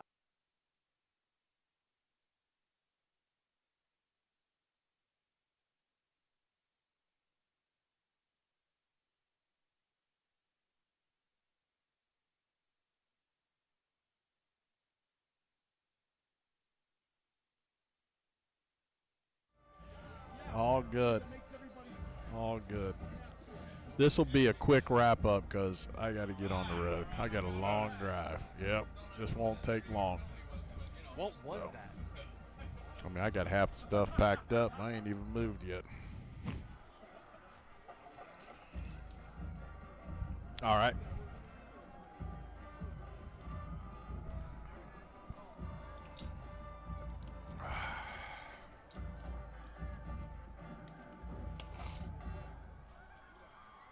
I have to tell Matt we need less. We'll kill the crowd. Need more waters in there and less sodas. Yeah. The water's all disappeared. I know. That chowder was so good.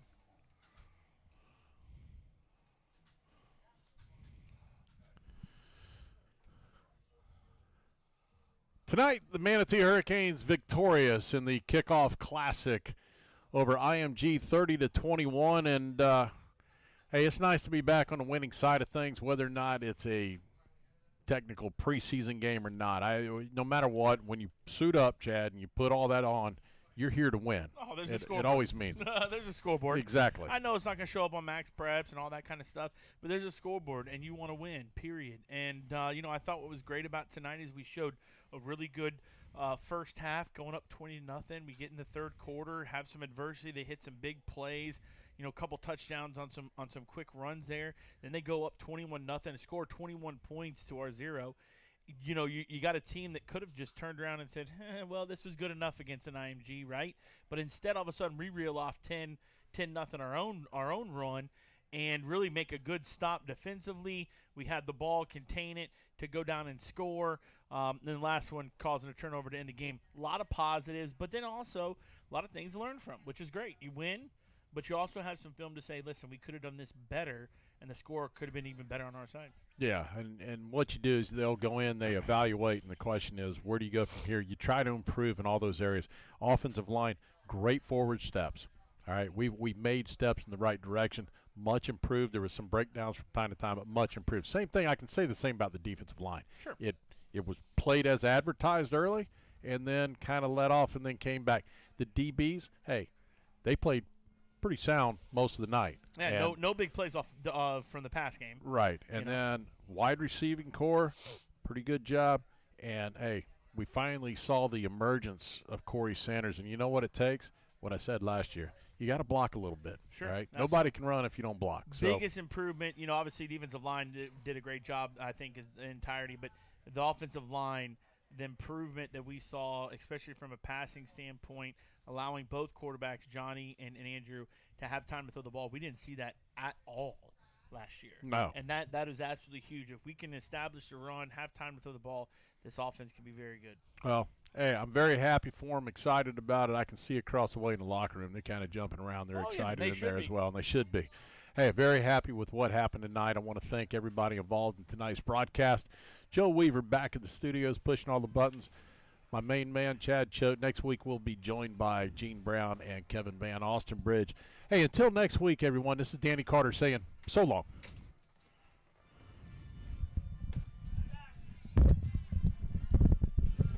Pleasure meeting you guys. Yes, sir. Chad.